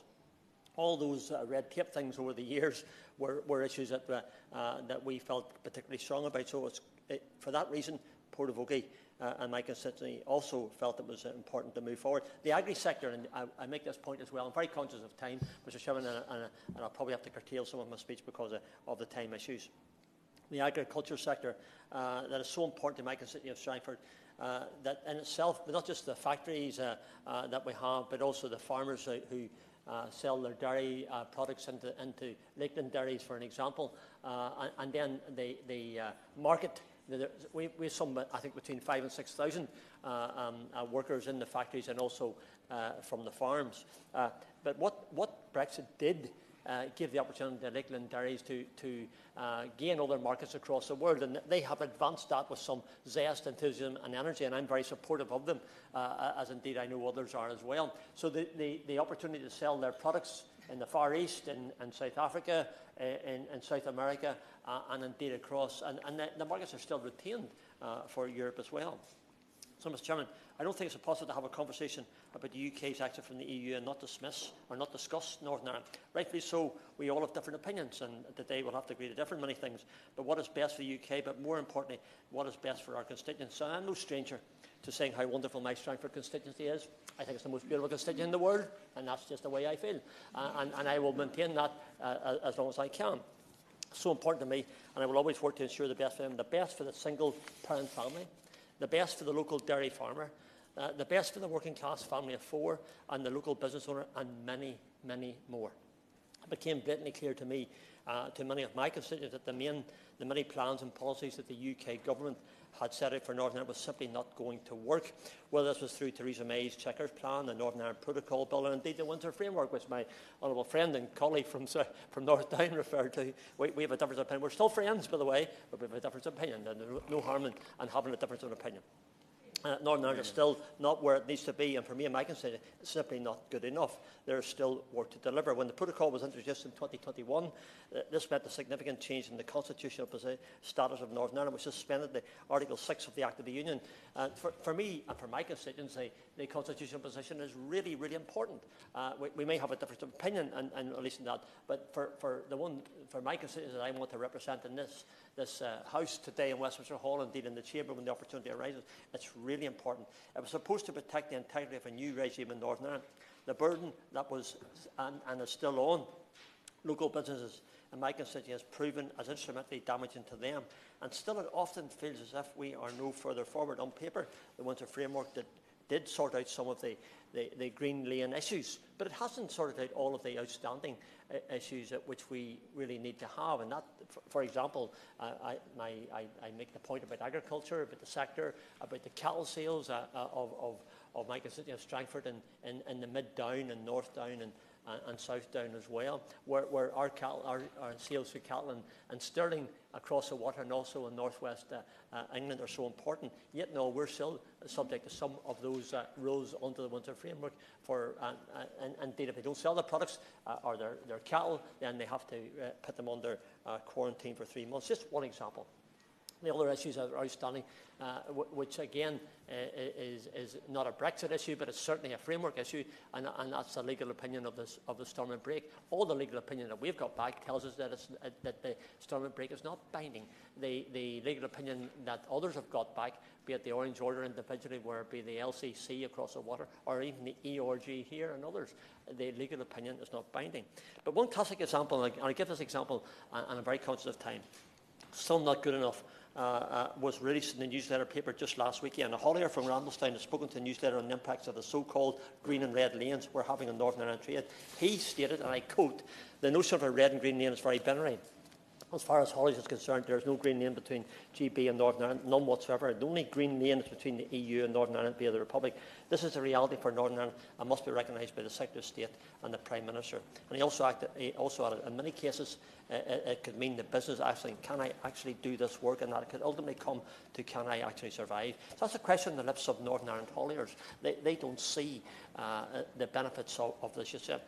We've witnessed other impacts, such as the impact for visa holders and the impact on young people, specifically regarding the UK participation in the Erasmus programme. There are no doubt constituents from across the entirety of the United Kingdom who have felt some impact from Brexit, but as a Strangford MP, I stand here in defence of my local business owners and constituents who simply say it is not good enough. Whilst the decision of any vote must be respected, despite the outcome, we must not allow the people who vote to get us here in the first place to be under any kind of pressure. Hence my frustration at this process. I conclude with this, Mr. Chairman. I hope that these conversations don't end, and that the reassurance can be provided for our electorate that no matter what the outcome of the vote is, we can always do right. And at the moment, Northern Ireland has not had the Brexit that they voted for, and I believe that has to be addressed. Mr. Chairman, thank you. Hilary Benn. Thank you very much indeed. McCabe, the question in this debate is a very simple one. What has been the impact of leaving the European Union? And I was much struck reading the government's response to this petition, which I thought was really quite dismissive and defensive. In essence, it said it was a democratic decision, so there's nothing to look into here. Nothing's happening. Now, of course, it was a democratic decision. It has been made, and we, Remainers, with one exception, two exceptions, we lost. And the point that was made by the Honourable Member for Gravesham about sovereignty, I met many people during the campaign who made that argument. Indeed, they said, I don't care about the economic impact, my sovereignty is more important. And I respect people's right to hold that view. I fundamentally disagree with it. But what I think was unforgivable was to claim that we could have all our sovereignty, keep all the benefits of being members of the European Union, and get further benefits on top of that. It simply wasn't true. And we now know that it wasn't true. And therefore, those who argued for us to leave the European Union are now in a state of confusion and denial. That is what is going on, particularly about the economic consequences. And if we don't understand what they are, how on earth are we going to build a new, but different relationship with our European colleagues over the months and the years ahead? And it is interesting that there's a number of members here today with whom I had the pleasure of serving on the UK Trade and Business Commission, reference to which has already been made, because we felt it was important to ask that question. And then you let the evidence speak for itself. And if people want to come to before the Commission, say it's wonderful, look at these opportunities, I'd love to hear them. There haven't been that many who have, in fact, done that. And the truth is, it's had a bad impact on the economy. I was really struck by that statistic, which showed that the number of small businesses actually trading goods with the European Union declined by 1/3 between 2020 and 2021. Now, not entirely surprising, because it's small businesses that most find it difficult to cope with the burden, cost, bureaucracy and red tape. Brexit was never sold as, it was sold as getting rid of cost, bureaucracy and red tape. It's dumped the biggest load of those three things on British businesses we've seen in our lifetime. We're going to be the worst performing large economy in the world this year. Business investment as a percentage of GDP has stalled since the referendum in the UK. And it is worth just reminding ourselves what the Office for Budget Responsibility said. And I quote, "It will result in the UK's trade intensity being 15% lower in the long run than if the UK had remained in the EU, and the latest evidence suggests that Brexit has had a significant adverse impact on UK trade via reducing both overall trade volumes and the number of trading relationships between UK and EU firms." And ironically, while all of these costs have been imposed on British companies exporting, the government hasn't yet introduced full checks on goods coming into the United Kingdom from the European Union. Why hasn't it done that? Because it's afraid about shortages and delays. So the sovereignty that has been gained is not being used to apply the same checks going one way as we are facing going the other way. The trade deals have been referred to. I was very struck when the former Environment Secretary, the member for Camborne and Redruth, described the Australia agreement as being actually not a very good deal because we've given far too much away. We all know that that's the case. And the promised trade deal with the United States of America, the biggest argument we heard, absolutely nowhere to be seen. It's not happening. It's not coming. And the fundamental truth is, if you make trade with your biggest trading partner more difficult, which is what we've done, then don't be surprised if it has an adverse effect on the British economy at a time when we need all the growth we can get to help our constituents. And we've heard about employers finding it hard to get workers. I was very struck when we visited, as the Commission, the fruit farm in Kent. And the owner of that said, "Last year I couldn't pick 8% of my crop because I couldn't find enough workers. And do you know what I'm doing this year? I'm planting less crop and I'm going to import more fruit from the rest of the world." What a wonderful advert for the growth of the British economy, that is the conclusion that farmer was for. I will give way, yes. Looking at these issues as a member of the Shadow DEFRA team, it's really ironic that what we're finding is that we're having less UK production and more import directly from the EU, which actually is a negative impact of Brexit rather than a positive impact of us being able to trade out. So it's exactly the opposite of the claims and exactly why we need to have something like this. Well, indeed, that is the case. If you make it more difficult for your businesses, and we want as much export opportunity as possible, don't be surprised if it damages people.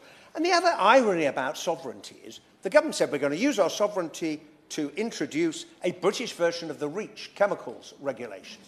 Now, they've just postponed it for the second time, not least because the British chemical industry has said, you know, it's going to cost us about £2 billion for absolutely no purpose whatsoever to get back to where we were when we originally got our chemicals assessed under REACH. The UK CA mark, which is meant to replace the CE mark you find on the bottom of lots of goods that are made, the government's postponed that again because a lot of British businesses say, what is the point of doing this? What is the point? And on the retained law bill, which is an artificial mechanism to try and force through changes to retained EU law, I remain of the view, despite the concerns that have been expressed, that by the end of the year, we will still be in alignment with a lot of EU law, partly because we argued for a lot of it in the first place. You know, it wasn't imposed upon us. We were part of the decision-making process, and because a cost comes to the economy from diverging from the rules that are applied by our biggest trading partners. And the fact is, every company that is exporting to Europe, well, they're going to make their goods to the standards set by Europe, whatever the British government thinks. Because that's what you do if you want to continue to trade. And it is really striking that those who argued so strongly for these benefits, no upsides, no downsides, only upsides, all of those quotes that come back, I think, now to haunt those who made them, they find it very difficult to know what to say, so they try and blame Remainers. It's like all revolutionaries, if I may use the analogy. When the revolution doesn't quite work out, they say, but comrade, it was not applied with sufficient vigour and purity.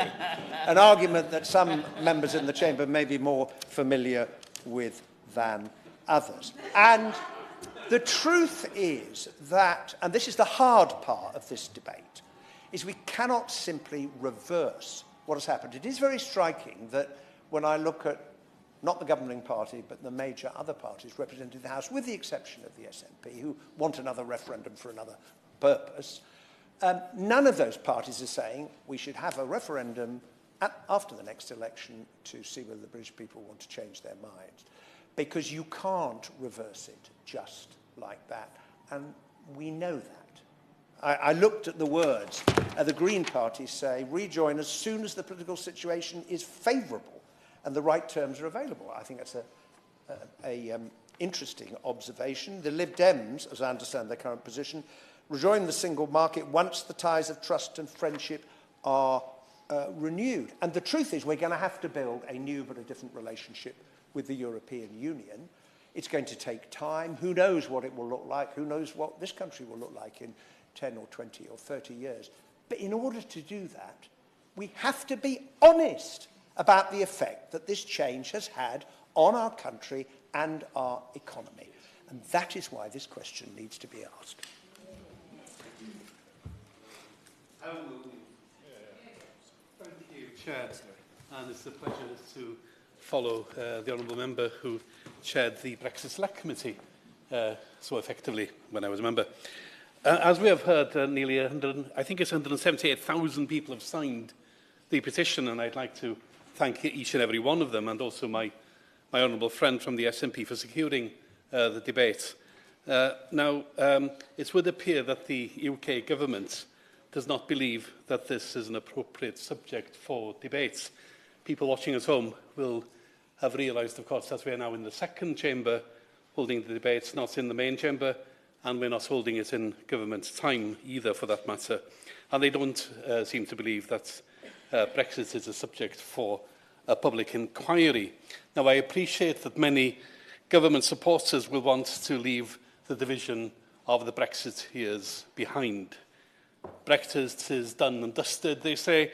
Let's put the tensions of the past few years behind us and get on with reaping the benefits of Brexit. Now, I opposed Brexit, as did my right honourable and honourable friend, as did my party, as did my constituents, though I concede not everyone in Wales. We did lose by a short head.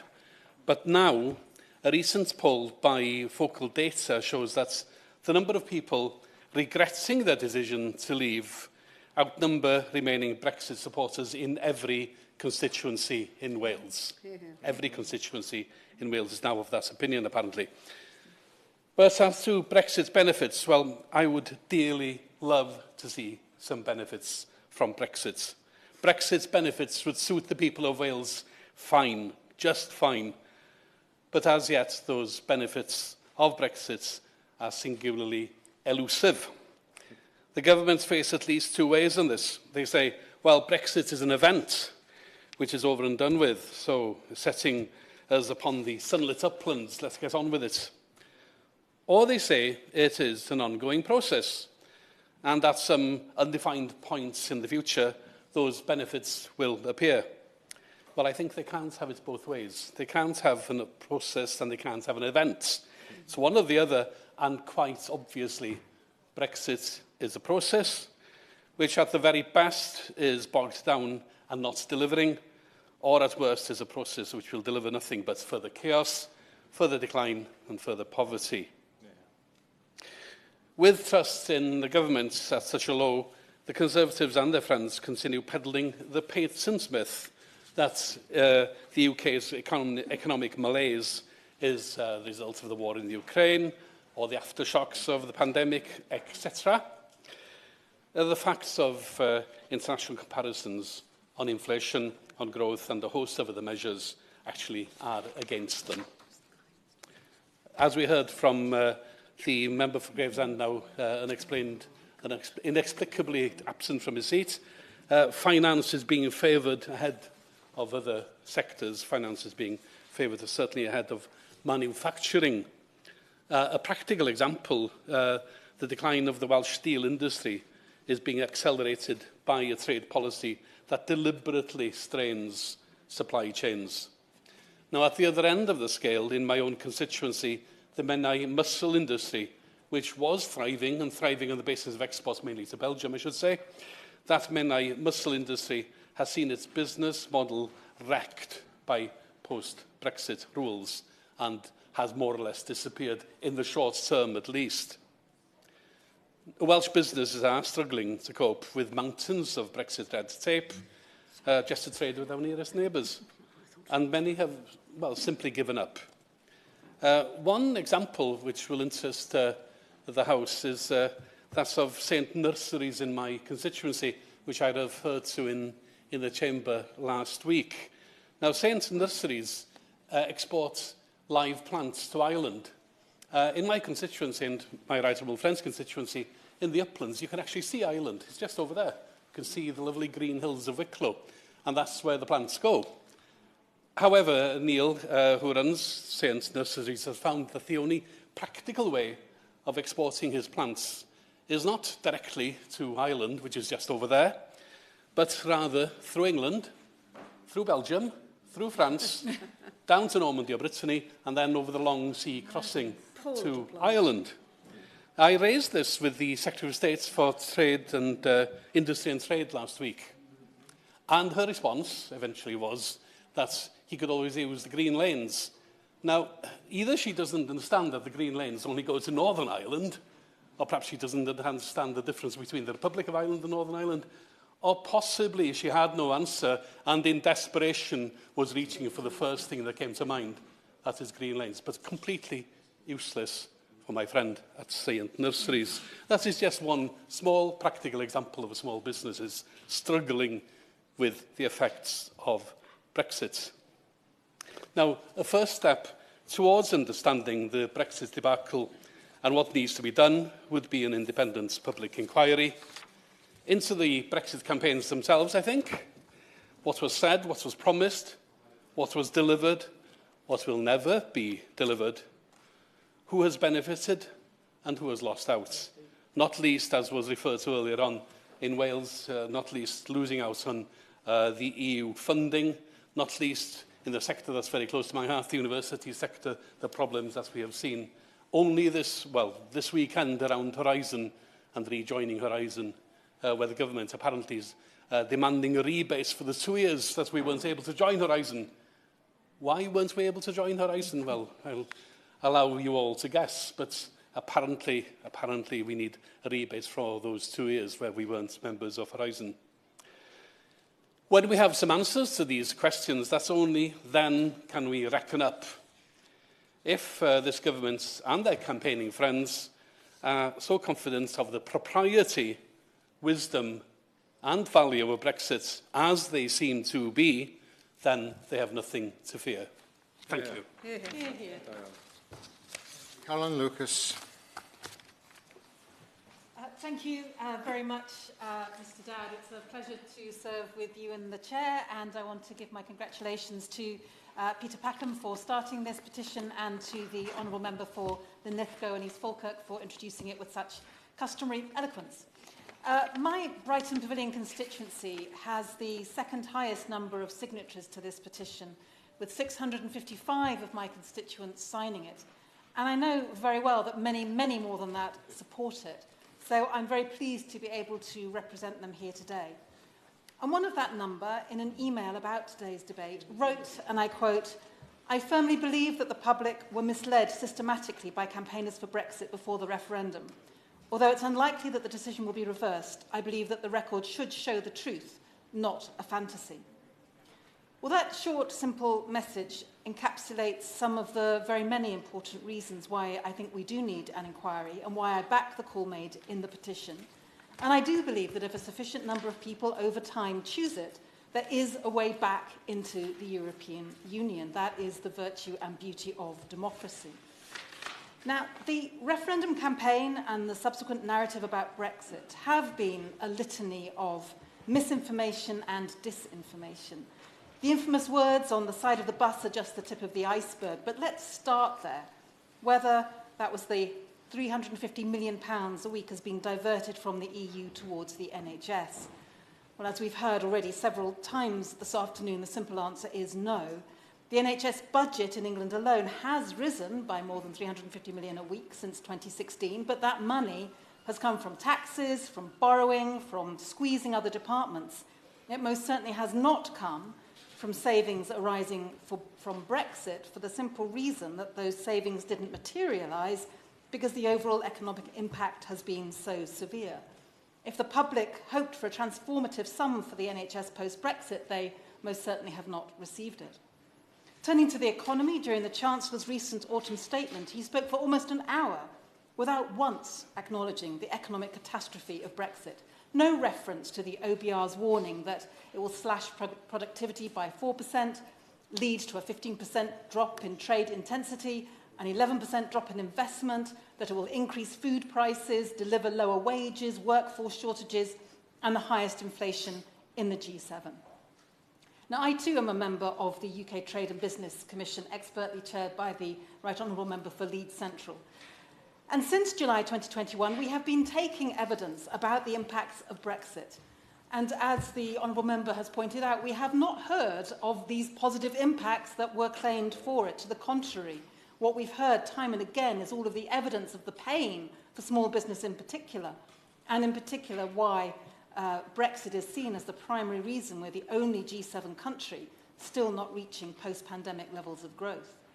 Yet whilst the government continues to keep its head firmly in the sand, denying anything other than positive outcomes, it cannot begin to adapt and resolve some of the many problems we're hearing are caused by Brexit. Misleading the public includes by wishful thinking. And who can forget those endless conjurings of sunlit uplands, ignoring reality, only telling half the story, cherry-picking and frankly plain lying. It all happened during the Brexit campaign, and it's happened since. Independent scrutiny and inquiry would help to set the record straight. Now, the leader of the Leave campaign's vilification of free movement, I think, was one of the most pernicious examples of that disinformation. Yeah. They willfully perpetuated a hostile narrative about immigration, deliberately conflating asylum seekers, economic migrants and refugees, whipping up hatred and racism in the process. This was disinformation at its most destructive, and no wonder they're now so afraid of a light being shone on those impacts.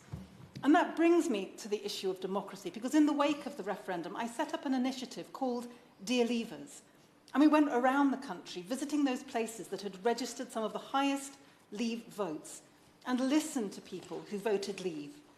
And the overwhelming message was that people voted for Brexit because they felt powerless. They felt unheard by a political establishment that had not listened for decades. And frankly, the tragedy is that the political establishment is still not listening and people still feel powerless. Democracy, scrutiny, accountability, responsiveness have all been victims of Brexit. Evidence and experts were derided, Parliament was illegally prorogued, international law has been trashed. From unsettled constitutional questions to opposition to a ratification referendum, from the impact on the incredibly precious Good Friday Agreement to the dangerous retained EU law bill. Opposing a public inquiry into these matters, frankly, only adds insult to injury. Now, returning to my constituents' view that the Brexit decision will probably not be reversed, I have to say that it is with great sadness that I see that the Labour leadership has capitulated to the tyranny where even to talk about rejoining is somehow judged to be anti-democratic. I want to talk about it. The Green Party wants to talk about it. I think the public deserves that we should talk about it. If rejoining the EU is the right thing for our economy, for our environment, for workers' rights, for young people, for our public services, for trade and for more, then we should take that step when the time and the conditions are right. And we should be preparing for that possibility, taking step-by-step approach, such as negotiating membership now of the Customs Union, full engagement with Horizon, regular adjustments to the Trade and Cooperation Agreement to ensure our interests are best supported, a general approach of maintaining alignment with EU regulations, so that means the back of that deeply dangerous retained EU law bill, the ongoing rebuilding of diplomacy, and I hope the ongoing rebuilding of our reputation as a trustworthy partner, which has frankly been trashed. But I want to talk about the status quo in this country too, because the Leave vote was a howl of rage about legitimate concerns which have still not been addressed. The social contract remains broken, the power game remains rigged. We didn't leave the EU because of anything that happened in Brussels or Strasbourg. We left primarily because what had happened in England. Because outside of the capital, every single region of England voted to leave the EU. And it's meant as no respect to Wales, primarily, which voted by a majority of only about 80,000 to leave. It's no disrespect to Wales to say it was an English vote that drove Brexit. I'm very grateful to my honourable friend for giving way. It is significant that the highest vote in favour of leaving the European Union was recorded in Blaenau Gwent. Blaenau Gwent is also the constituency which received the highest level of European funding, but it is also the poorest constituency in Wales, and that reinforces the point that she was making. It was a howl of rage against poverty, against marginalisation, and all the rest of it. I agree with him very much, and I believe one of the reasons that in England there was such a howl of rage was that because, while devolution has given powers to Scotland and Wales, not enough, but some powers, at the same time there are no political institutions that represent England, nothing to give political expression to our complex, rich reality, nothing to bring power to the regions of England. No wonder people voted to take back control, but they want control from Westminster, so they have the right to be able to make decisions about their own lives here. And so rethinking of our constitutional settlement more fundamentally, I think, is also key to mending some of the divisions in the UK. Brexit was the result of a divided UK, and it threatens to divide us still further unless we build a democratic consensus about changing that together for good. Hear, hear. Very good. Stella Creasy. I didn't get my minute. Thank you, Mr Dowd. It's a pleasure to have you join us for this afternoon. I'm sorry that the member for Gravesham is no longer in his place, because in his contribution he embodied the challenge that we face in this debate. Indeed, it might be argued that he reflected Oscar Wilde's very famous statement that patriotism is the virtue of the vicious in the argument that he made. Let us, in his absence, correct the record in what he talked about insurance and explain that as an example of why we need better information in this debate. Because he said that somehow leaving the European Union would mean that we could deal with the level of risk that insurance companies have to account for. Well, actually, the European Commission is already reforming those rules and looking at those rules as well. So we could have done that work with them. And as ever, with this idea that the benefits of Brexit do appear, the benefit he talked about in terms of the matching adjustment is something that others in the financial sector have raised caution about. Whilst it may benefit the shareholders of insurance companies and lead to higher fees, those policyholders and pensioners whose policies are dependent on insurance policies may well face higher charges. That in itself embodies the difficulties we face in this debate, the reality, the messy reality of what Brexit is doing.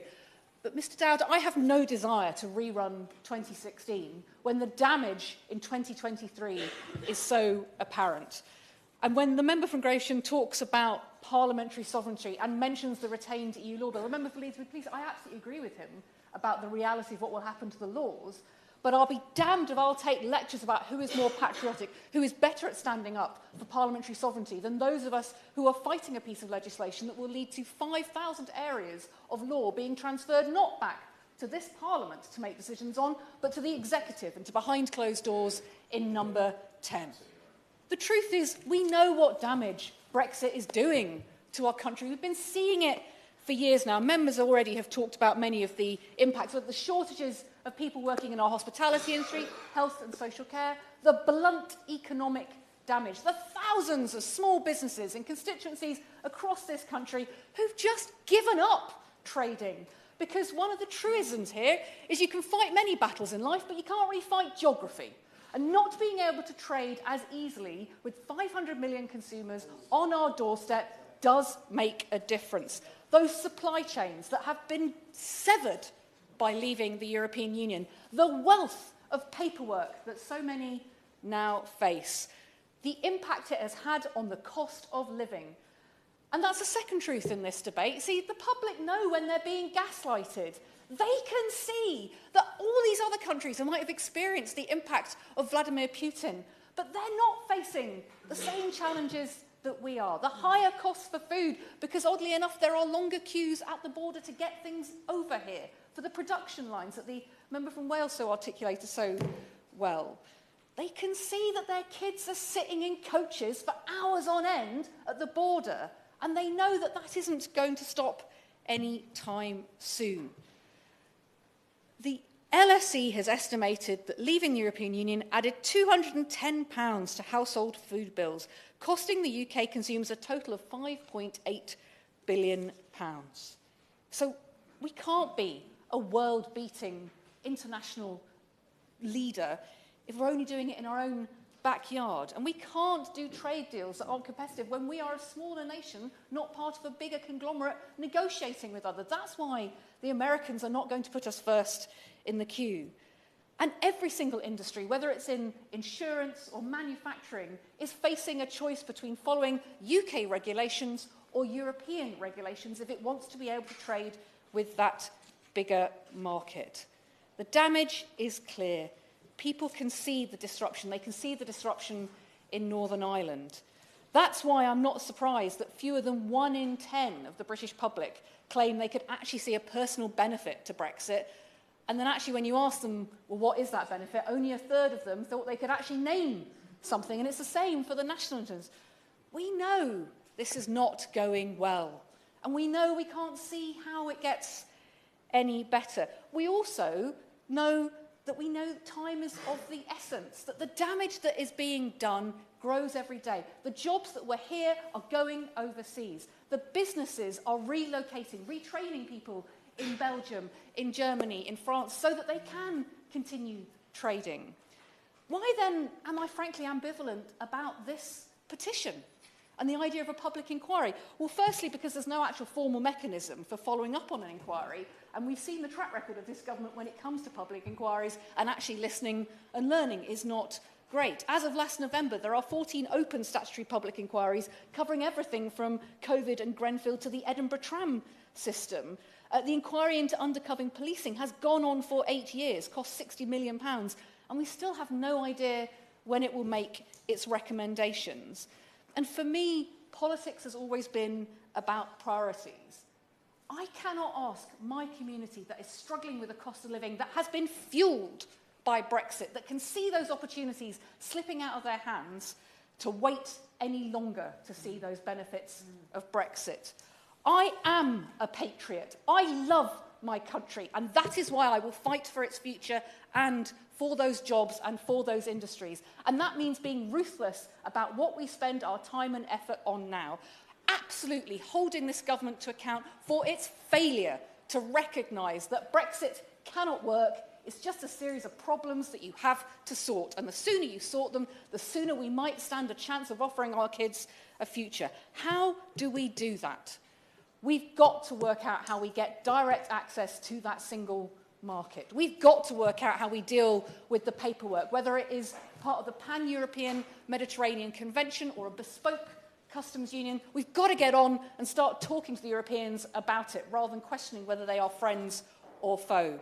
We've got to get on with getting that visa system sorted out, not just so that the creative industry and the touring industry doesn't fall apart, but also so that our healthcare sector doesn't fall apart, so our hospitality sector doesn't fall apart, so that all those young people who work for businesses who are being told, look, do you have a European Parliament? If you don't, forget about it. We'll go to somebody else in the business. Don't lose those opportunities. The importance of the freedom to work to our economy. Brexit will already reduce long-run productivity by 4%, according to the OBR. The truth is, this country was struggling before Brexit happened. But Brexit is like going on holiday, setting fire to your hotel room because you've turned up on the first day and realised that there isn't a pool in the complex. It is making things fundamentally worse. And the honest truth, for those of us who care about the truth, who care about this country, is that we should not let this government get away with spending hours talking about whether the last 7 years have been any good. We've got to be focused on what can happen in the next 7 years. And I will hold every government to account for what they are doing to sort out that access to those jobs, to that trade, to help those small businesses, looking at the pile of paperwork and thinking, I just can't cope with it anymore, because it is too important not to. So we can have a public inquiry. We can go down that alley, but frankly, I would much rather go down the alley of solving the problems that Brexit has created, because the people in this country, those of us who are real patriots, need and deserve nothing less. Thank you. Leila Moran. Thank you, Mr. Dowd. It's a pleasure to serve under your chairmanship. And I, for one, am so grateful for this opportunity to debate this issue and for the petition for giving us the time. Because this government may not be interested in the damage that they're causing to so many, but clearly the public is, including, unsurprisingly, Oxford, West and Abingdon. When we were top 10, I have to say it did not necessarily come as a great surprise. And I can fully understand why. Because however way you cut it, this government's botched deal with Europe has been an unmitigated disaster for this country.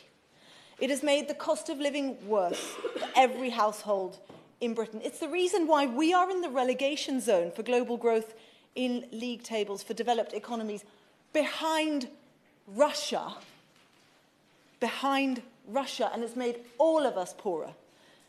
And we see it in our supermarket shelves, which at points were empty. The Prime Minister, when I asked him about this, blamed the weather and the war, but he couldn't answer why they haven't had the same problems in the European Union, and there's an obvious answer for that. The fishermen and the farmers who are tangled in red tape, they used to just have to complete one step in order to export their produce to the EU, and now some face 21 stages. We see it in the NHS and social care. There's fewer doctors, nurses, care workers, dentists. In Oxfordshire, 10% of our workforce came from the European Union. Countless of them have left, and that is repeated across the country. But above all, it's the small businesses, and I'm also a member of the UK Trade and Business Commission, a poor member, I should say. I don't go as often as I'd like. But every time that I have gone and I read the reports, it's small businesses that are really hit the most. And it's obvious to see why. The British Chamber of Commerce membership survey showed that more than half of respondents were facing difficulties in adapting to the new rules because they are complex, they're changing, and they just don't have the resource to do it. But the impact, and as important as the economy is, and it's desperately important now, aren't just economic. It's also stopped collaboration. And because that's what the European Union was always about. It was about pooling our resources, collaborating with others, sharing ideas, and nowhere, and I say this as a former science teacher, was that more important than in science. Because what has happened, and it was never just about the money, what it's done is it's stopped that crucial collaboration with European partners. For example, to do the research to beat cancer, because the government didn't seek associate membership of the Horizon scheme at the point of the deal. And it's also students who are missing out in that formative exchange year, with the government's bargain basement replacement being underfunded by well over £20 million compared to the final year that we were in Erasmus. And to the punters who are looking forward to watching German punk band Trigger Cut, I can only apologise, because that band was turned away at Calais thanks to the government's red tape and not having the right paperwork. And yet this government's fingers are in their ears. Despite all the extraordinary damage, this issue has become the elephant in the room of British politics. They just don't want to talk about it, and that's why this public inquiry is so important. Because if we're going to move on, and no one here is trying to prosecute the arguments of the past, we are where we are, regrettably, but we are where we are. If we don't cool-headedly look at what's happened, then how on earth are we going to repair it? But rather than try and repair it, this government seems intent on making it worse. We thought that the Windsor framework actually was a moment of pragmatism from a government that, until that point, had chosen to use Brexit as a stick to revive their dwindling poll ratings, trying to sow division when actually they should be looking for pragmatic solutions. And it gave me some hope that we were moving on and the government was going to lead from the front. Well, that seems to not have happened. Because since then, the road to Horizon Europe is now open and the ministers are stalling. And I sincerely hope the minister does address that point. Why is our government stalling when there is no reason at all why we can't rejoin Horizon Europe? Time is of the essence. I've spoken to researchers who are looking at where we are now and making decisions about the next academic year. It's happening now, and we need answers immediately. And then there's the retained EU law bill, which is frankly a monstrous piece of legislation, one that doesn't threaten the comprehensive trashing of standards in the country on everything from sewage to workers' rights, but one that's also trashing our reputation on the world stage. I was heartened when the government delayed the bill in the Lords, but it's now reportedly back on the agenda, and I give them notice that the Liberal Democrat peers stand ready and willing to do undo as much of the damage that it's going to cause as possible. But the point is, why are we still in damage mitigation? Because it feels like Groundhog Day. And the tragedy is that at a time when we desperately need the economy to grow, ministers refuse to play our trump card, which is fixing our broken relationship with Europe. And that starts with getting real about the downsides. So the Liberal Democrats have a plan. So yes, we do want to seek being at the heart of Europe again. That will surprise no one. But we recognise, and I think many in this room recognise, we're nowhere near it. We have so much work that we need to do before we get to that point. So our plan has 4 steps. The first is the low-hanging fruit, the immediate action that we need to take. We heard earlier from my colleague, the MP for Twickenham, who raised the point around school children, a point echoed across the chamber today. Why on earth can't we have a bespoke scheme for school children on buses? How many of them are going to be an issue for either economy? They're just not.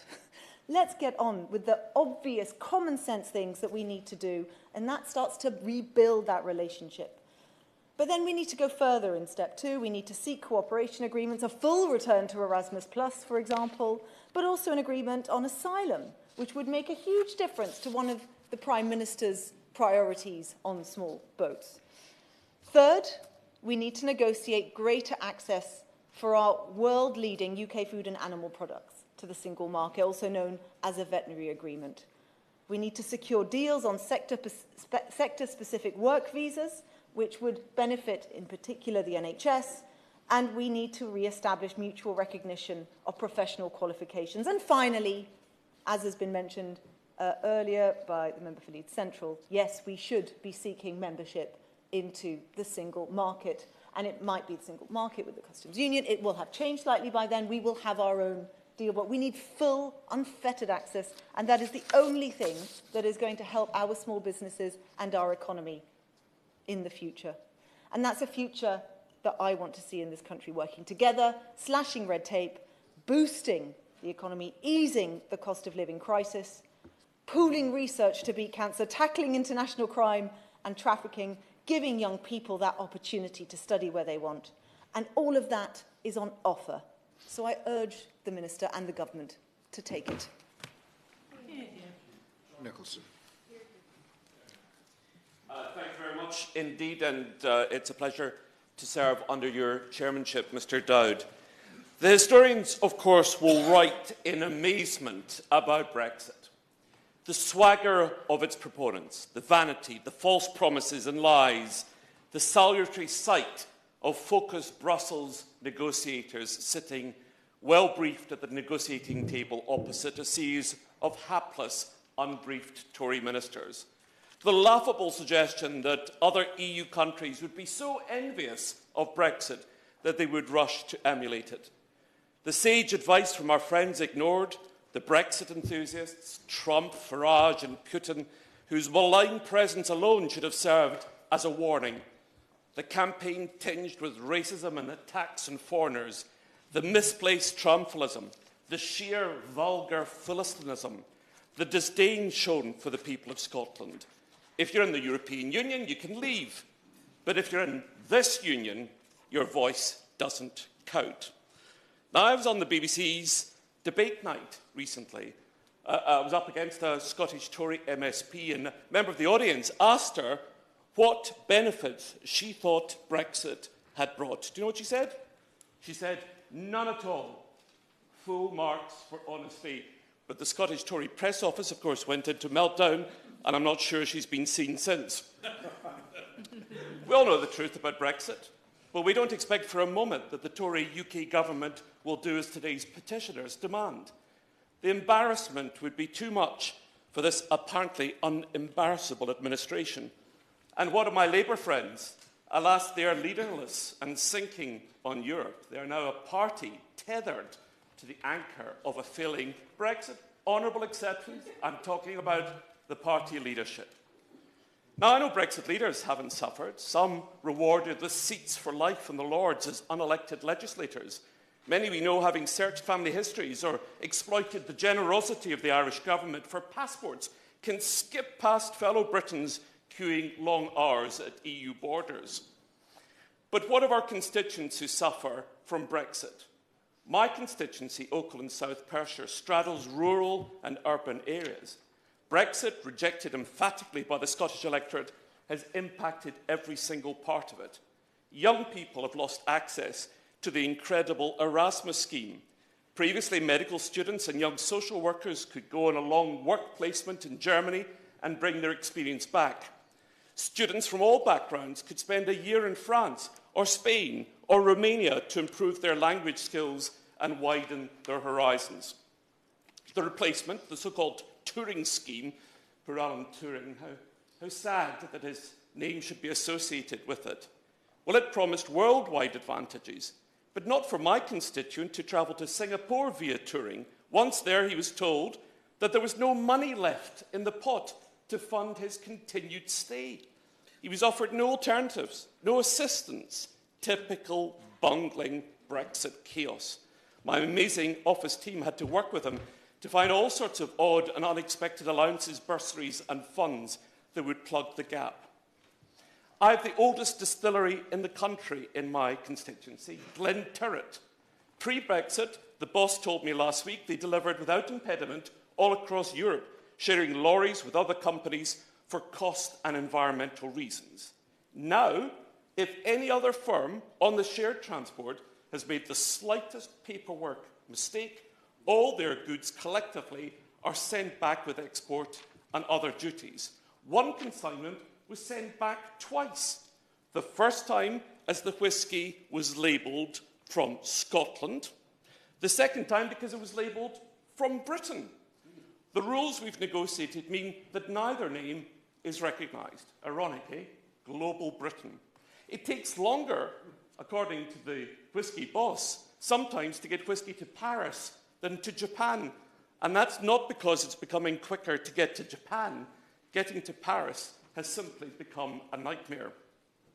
Glenturret now has had to design new labels for every single market within the EU, 7 different labels, with all the added cost of switching the machine and switching the labels. They've had to abandon smaller markets in the Baltic states and elsewhere.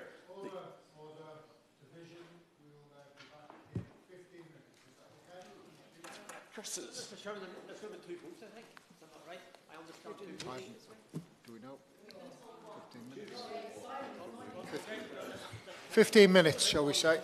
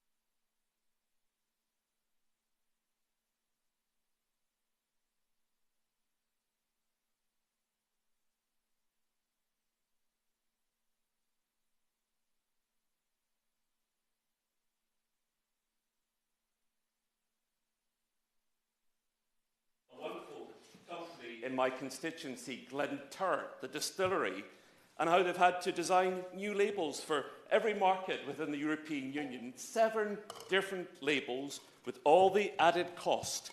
They've had to abandon smaller markets in the Baltic states and elsewhere. The added costs wipe out any profits there. Then there are firms in my constituency crying out for labour. We've heard about this before. Fruit, which is rotted in fields across the country because EU workers can't get visas. My constituency hotels can't open to full capacity either for the very same reason. Now, one owner implored me to hand-deliver a letter to UK ministers. If only they knew what was happening on the ground, he said, they would do something. I said, they know. They don't care. Brexit zealots would have us living in caves if it meant delivering the pure Brexit isolation that so many of them crave. So as we wait, perhaps forever, for Brexiter Tories and a Labour front bench wearing Brexiter clothes which fit so badly, we can, I suspect, offer petitioners today little hope of a Brexit apology from Westminster. These benches, the SNP, offer the only unambiguous pro-EU vision. We want to rejoin the EU at the first possible opportunity. Scotland, independent and within the European Union, will, like our long-term ally and near neighbour Denmark, enjoy excellent access to trade. Our ancient and modern universities and networks of colleges will reconnect with thousands of institutions across the EU to share research, opportunities and students.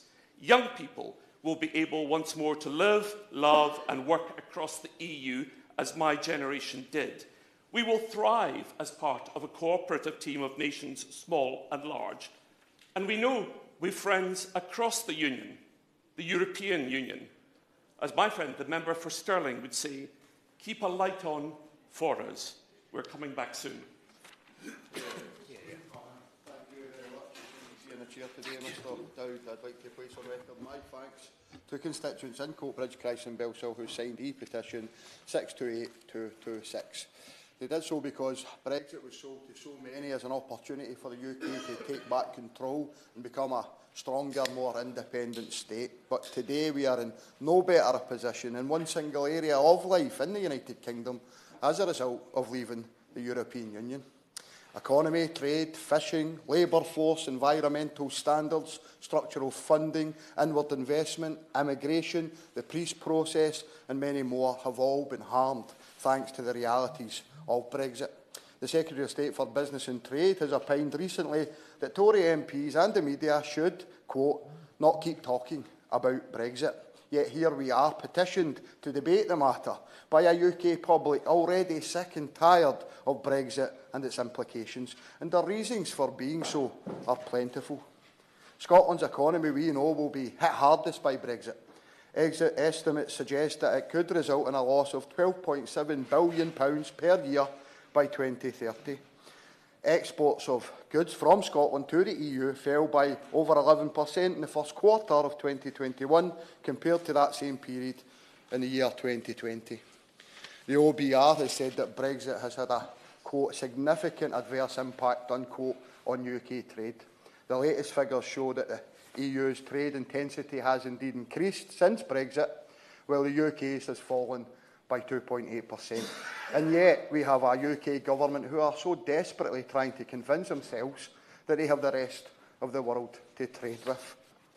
The depressing reality is, Mr Speaker, Mr Dowd, that the reductions in tariffs as part of a UK-Australia deal, for example, will save UK households a pathetic £1.20 per household. Not even enough to buy as much as a stick of butter with today's sky-high food prices, alone largely caused by Brexit itself. And an economy, let us remember, that was further recklessly decimated by the previous Tory Prime Minister incumbent and Chancellor not so long ago. They'd also like us to not keep talking about that as well, I would suggest. An analysis by the University of Sussex UK Trade Policy Observatory show that Brexit losses are more than 178 times bigger than any of these new trade deal gains. Each one of those losses being felt by communities the lead and breadth of Scotland. So what can we do about this? Well, the reality is that only full membership would restore what we had and all that we have lost, including our credibility. However, along with the Tories, the Labour Party want no part of that, being just as committed to Brexit, a hard Brexit, as the Tories in this place are. And that's regardless what a few backbench MPs have said in this debate today. The damage Brexit has caused to Scotland will be long-lasting, and it is being endorsed by the UK Labour Party. Most people in Scotland were proud Remainers, and we are now proud rejoiners, because Scotland's focus should rightly be on rejoining the European Union. And post-independence, Scotland's markets will transform and expand to be able to take advantage of a EU market 7 times larger than that of the UK. And UK Labour does not want that for Scotland. Even though their parliamentarians in Holyrood know that it's what is right, the party leaders here in England say no. Bluntly, they are willing to throw Scotland under that big red Brexit bus to get the keys to Downing Street. And the people of Coatbridge, Christland and Bellshill, they don't want the same old Labour, a party that they view as a pale imitation to the Tory party today. They want those who are in touch with public opinion, who understand the impact of Brexit within and on our communities. They want those who protect and enhance their interests, not barter them off. In 2014, Labour dragged Alistair Darling and Gordon Brown out of political graves to tell Scotland that independence would threaten our membership of the European Union, would imperil people's pensions and would cause a currency crisis. Well, look where we are right now. We're out of the European Union. The UK pension plans were on the brink of collapsing. Within hours last year, NHS has lost a quarter of its workforce. The cost of food is up by 18%. 4% has been knocked off our GDP, and the sterling has lost a third of its value. These are the consequences, and people are paying the price right now. Brexit has only served to decimate our economy and damage our standing on the international stage. Further hated policies of this government, such as the Nationality and Borders Bill and Rwanda policy, cause Scottish people great anguish and embarrassment, and remaining in this isolated and insular UK union is strangling Scotland's ambition and our potential. Scotland's home is unquestionably in Europe, and to coin a Labour phrase, the only road to Europe now runs through an independent Scotland. Thank you. Very much. Alan Smith. Thank you, Mr Dowd. It's a pleasure to wind up for the SNP in this debate, and good to see you in your place. I do feel for our Minister today. He's been the thinnest of blue lines, and look forward to hearing his response too, as much as I don't necessarily have a great deal of hope for the substance of it. I do have much respect for him personally and the position he finds himself in today. I would pay tribute to the organisers of the petition and the 178,000 people who have signed it. The members for East Dunbartonshire, Ochil and South Perthshire, Coatbridge and Christland and Bellishill, and Linlithgow and East Falkirk all made very solid contributions to the debate, as did a number of colleagues from all perspectives and all points of the House, except perhaps the government benches, though we look forward to the Minister, as I say. And on brass tacks, the SNP supports this petition. We want to see evidence-based policy making. I think it's important to find out how we got to where we are if we're to plot a way forward to the solutions.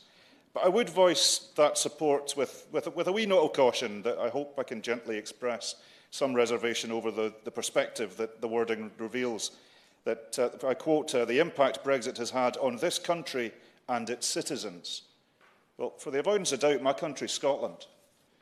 The United Kingdom is not my country. The United Kingdom is a state. It is a union comprised of 4 countries. And perspective is not a synonym for a difference of opinion. We see this from a different place. Scotland has a very clear European perspective. My party is the most pro-European party in this Parliament. But I also have a particular neuralgia with the phrase, this country and its citizens.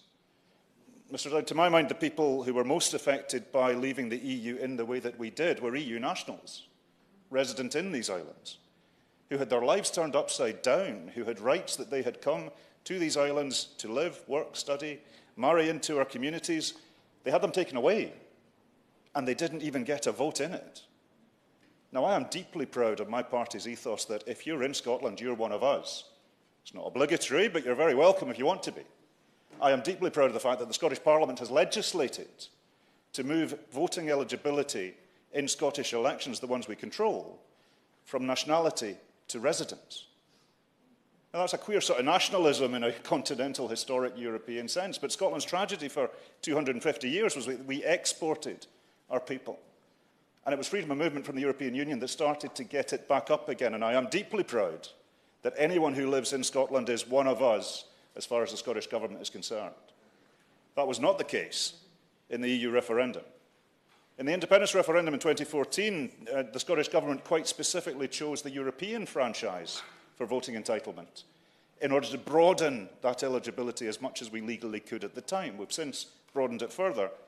The United Kingdom Government, despite amendments from the SNP team at that point to broaden that franchise, chose quite specifically to say 2 to 2.6 million people living in these islands, part of our communities, part of our families, paying taxes here. It is demonstrably true that EU immigrants pay far more taxes to the UK Exchequer than they took back in services. But the UK had a debate about your place in our community, about your position in our economy, about your role here, but you're not going to say in that because you're foreign, you're not one of us. That is a deeply ugly, exclusive politics, which I do hate. So I'm quite sure it's unintentional in the wording of the petition, but its citizens, I think, really should have a wider perspective than it does. Also, I'd like to see mention of the fact that the UK's exit from the European Union has damaged European solidarity. It's damaged sincere cooperation. It was based on an exclusive idea that somehow the UK was subjected to EU laws, which we had every part in producing. So I do support this petition, but I do have some reservations of that wording.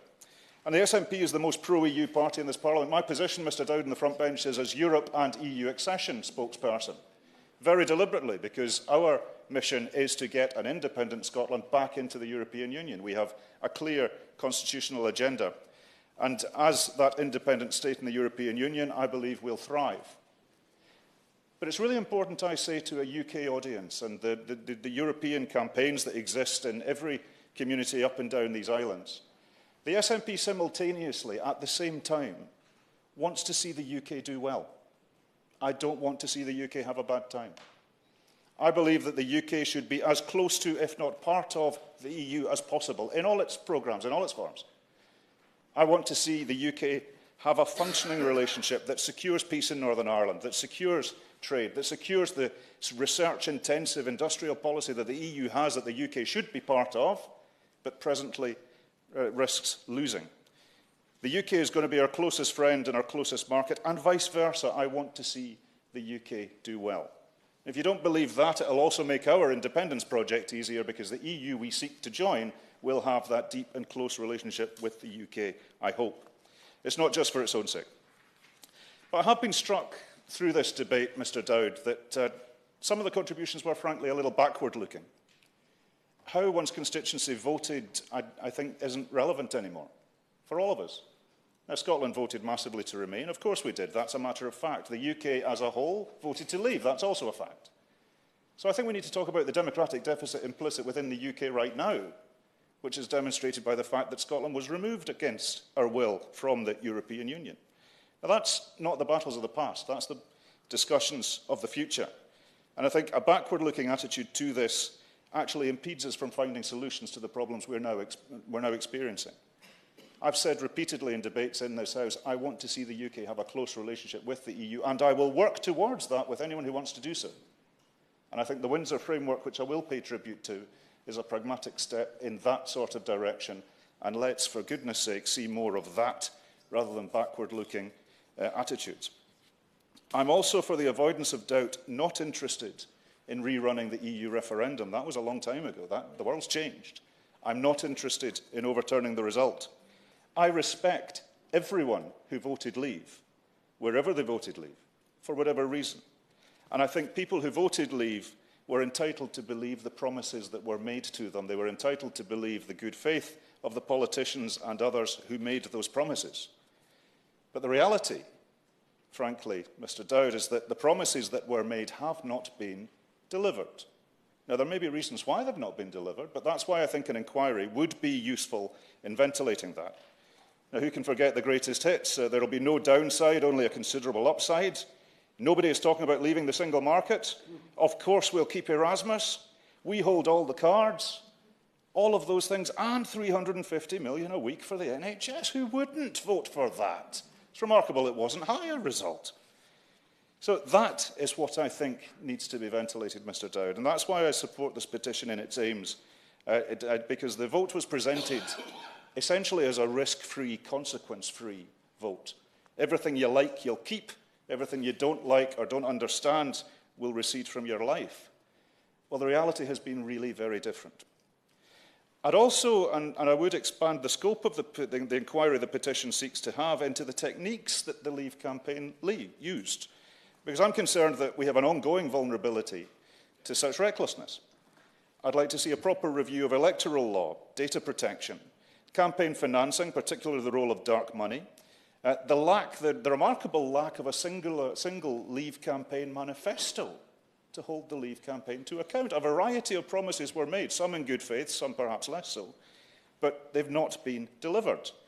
We also need a proper look at the powers of the Electoral Commission and the role of broadcasters and internet providers in public information in future campaigns, because I think we do have an ongoing vulnerability to recklessness, let's call it that.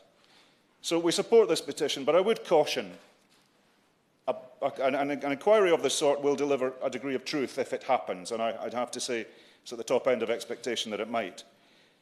But the people out there need answers, they need progress, they need solutions right now. I think we should establish truth. I think that's a good thing to do in and of itself. I think we should ensure we fix any future vulnerabilities, ongoing vulnerabilities, but people need answers now. And I'm not interested in a blame game. So the people who are struggling in my district in Stirling, an area bigger than Luxembourg, the heart of Scotland, we're suffering right now of the consequences of leaving the European Union. My farmers can't get their crops planted and can't get them harvested either. We have a crippling agricultural labour shortage. We have a crippling hospitality shortage as well, which is deeply relevant to my community. The NHS is short of staff. Creative touring people are also struggling. We have a lively music scene. And young people on student exchanges are finding it more difficult, more complicated, and more expensive. So let's have specific sectoral visas for that freedom of movement in and out of individual sectors to give them solutions right now that will actually solve these problems. To universities up and down Scotland and the UK suffering about the uncertainty over continued engagement in Horizon Europe, let's join Horizon Europe. It is on the table in Brussels right now. The Windsor framework has gone away to building that trust. Let's build it further in everybody's mutual advantage. I'm not talking about reversing Brexit. I'm talking about dealing with the problems that we have right now. For our food importers and exporters, we need a veterinary agreement to make sure that the flow across the borders is as frictionless as it can be. And for our SMEs, we need single market membership to remove the barriers that have been put up by the recent events that we've suffered. So the SNP supports this petition. The SNP supports EU membership for Scotland as an independent state, but we also want to see the UK have a close relationship with the EU, because that'll go away, not to apportion blame for how we got here, but to actually fix the problems that we're all experiencing. I view that as a common endeavour, and I'll engage with anybody from all points of the compass to see that happen. But we support this petition, Mr Dowd, and I look forward to hearing our Minister's response about it. Thank you. Mr Dowd, it's a pleasure to serve under your chairmanship and also that of Mr McCabe before. And can I thank the Honourable Member for Linlithgow and East Falkirk for presenting the petition today, and to acknowledge the over 180,000 people who've signed the petition, including a number in my own constituency. And I'm profoundly aware that this is an area on which there are passionately and sincerely held views, and I want to thank colleagues from across the House today for their contributions to today's debate, although I would note the stark absence, with one exception, of Conservatives here who are clearly not willing to defend their record.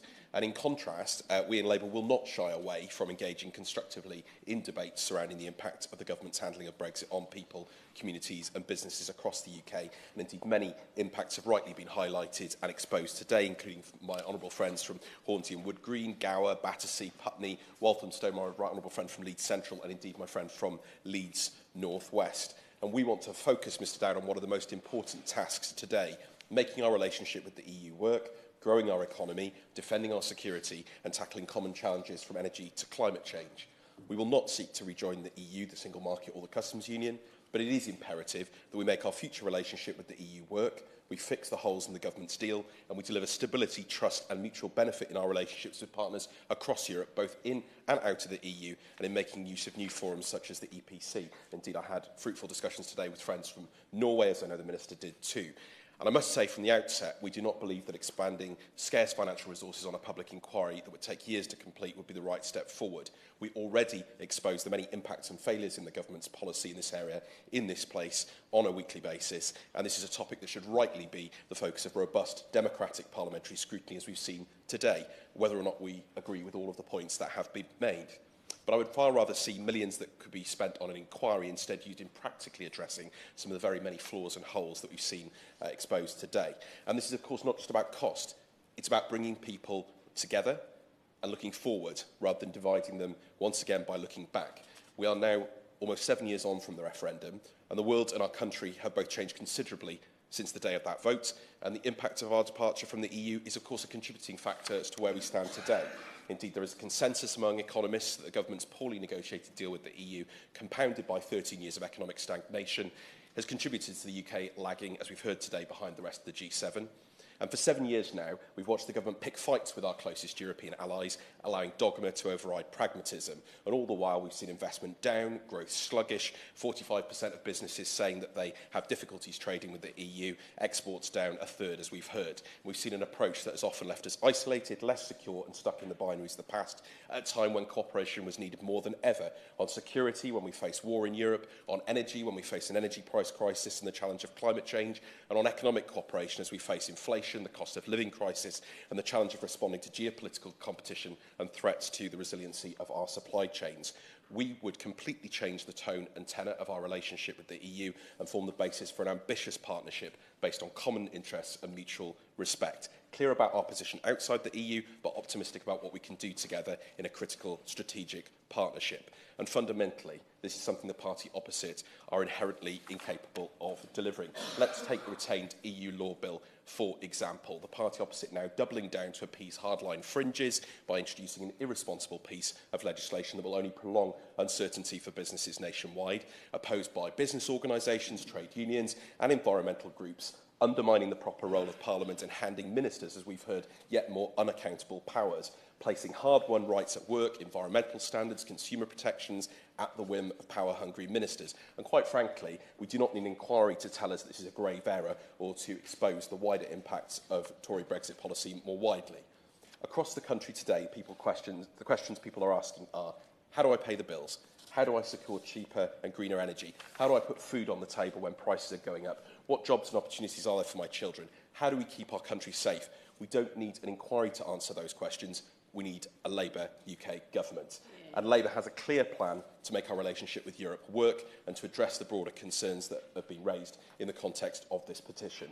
Keir Starmer, the member for Holborn and St Pancras, has set out a clear plan to secure this. Of course, securing a deal on the Northern Ireland Protocol, which we called for and then supported, tearing down unnecessary trade barriers, supporting world-leading services and scientists, keeping Britain safe and investing in Britain. So looking forward, not back, let me just touch on some of those and address some of the issues that have been raised in the debate today. Let me start with trade, Mr Dowd. Let's be frank, this government has no clear trade strategy, and it's little wonder that OBR forecasts that UK exports are due to fall by 6.6% this year, which is worth more than a 51 billion hit to the UK economy. The last manifesto of the government promised by the end of 2022, 80% of UK trade would be covered by free trade agreements, including an agreement with the US, Mr Dowd. But the reality now is these deals are far from complete. And indeed, the UK's trade deficit with the EU widened to a record high in the final quarter of 2022 as imports from the bloc jumped. The shortfall in the balance of the trading goods ballooned to 32.9 billion in the 3 months to December, the largest gap since records began in 1997. And the trade barriers put in place by the Tory Brexit deal are accentuating the economic burden being shouldered by our businesses and constituents, and tearing them down would be a priority for a Labour government. Outside of the single market and the customs union, we need to be candid and frank. We will not be able to deliver completely frictionless trade with the EU, but there are things that we can do to make trade easier, and we've heard many of them today.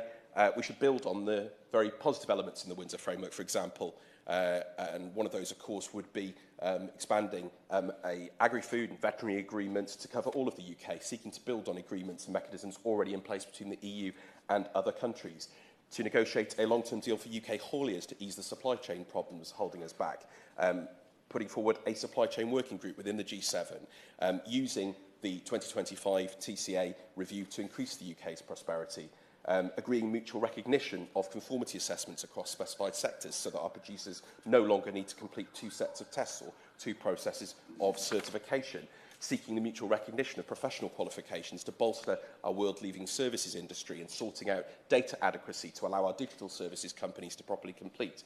And whilst we do not support the return of freedom of movement, we will seek to find flexible labour mobility arrangements for those making short-term work trips, and particularly, as has been mentioned by a number of colleagues today, musicians and artists seeking short-term visas to tour within the EU. On science and research, I want to discuss the opportunity that has been squandered by the Tory government, and we've heard this time and time again in the debate today. Many of our constituents feel that departure from the EU has restricted them from pursuing opportunities in terms of education and employment they would have otherwise had access to. And of course, departure from the EU did not need to mean an end to Erasmus Plus or indeed to Horizon. I recently met representatives of universities of Wales who told me that as a triple whammy, the impact of Horizon at the end of the European structural funds and of course the failure to replace Horizon has meant that 1,000 jobs are now at risk in crucial universities, high-tech, high-skilled jobs across Wales. The Conservatives made a manifesto promise that they would associate with Horizon. They've repeated that 50 times since, and yet we've seen instead years of delay and uncertainty with jobs, projects and inward investment lost, and still no deal despite the resolution of issues around the Northern Ireland Protocol. We would unblock the UK's participation in Horizon and bring about the cooperation we need when it comes to science, technology, education and skills across the UK and in key regions and, of course, our nations. And finally, Mr Dowd, I want to turn to security. Strong and smart British foreign policy has always started with secure alliances in Europe. But since 2016, our relations with Europe have been characterised by bluster, bombast and brinkmanship by the party opposite at a time when the security of our country has faced some of its most severe threats. We would negotiate a UK-EU security pact which would be predicated on the defence of democracy and ensuring, with NATO as our bedrock, that we also seek close cooperation and coordination with our European allies on foreign, defence, development and security policy, whether on sanctions, our energy resilience, our support for Ukraine, our coordination on cross-border crime, our efforts against terrorism, our response to instability in our own continent and near neighbourhood, or indeed in our approach to China. We could have had a security pact when we left the EU, but the Tories failed to agree one. And we would seek arrangements to share data, intelligence where appropriate, and best practice with our closest allies. Mr Dowd, in conclusion, I want to express that I understand calls from many of the petitioners for a rigorous assessment into this government's failings when it comes to the Brexit deal that they secured and the impact that it's had on this country. We will not shirk away on this side from addressing those failings or denying their existence. But I do believe that relitigating old arguments does not build a plan on which to base the future or to set a new course for an ambitious partnership with our closest neighbours and allies in Europe. We on this side have a plan to move the country forward, resetting our relationship with the European Union and taking common sense and practical steps to redefine this relationship to withstand the challenges of the present and indeed of the years and decades to come. Thank you. Thank you. Minister.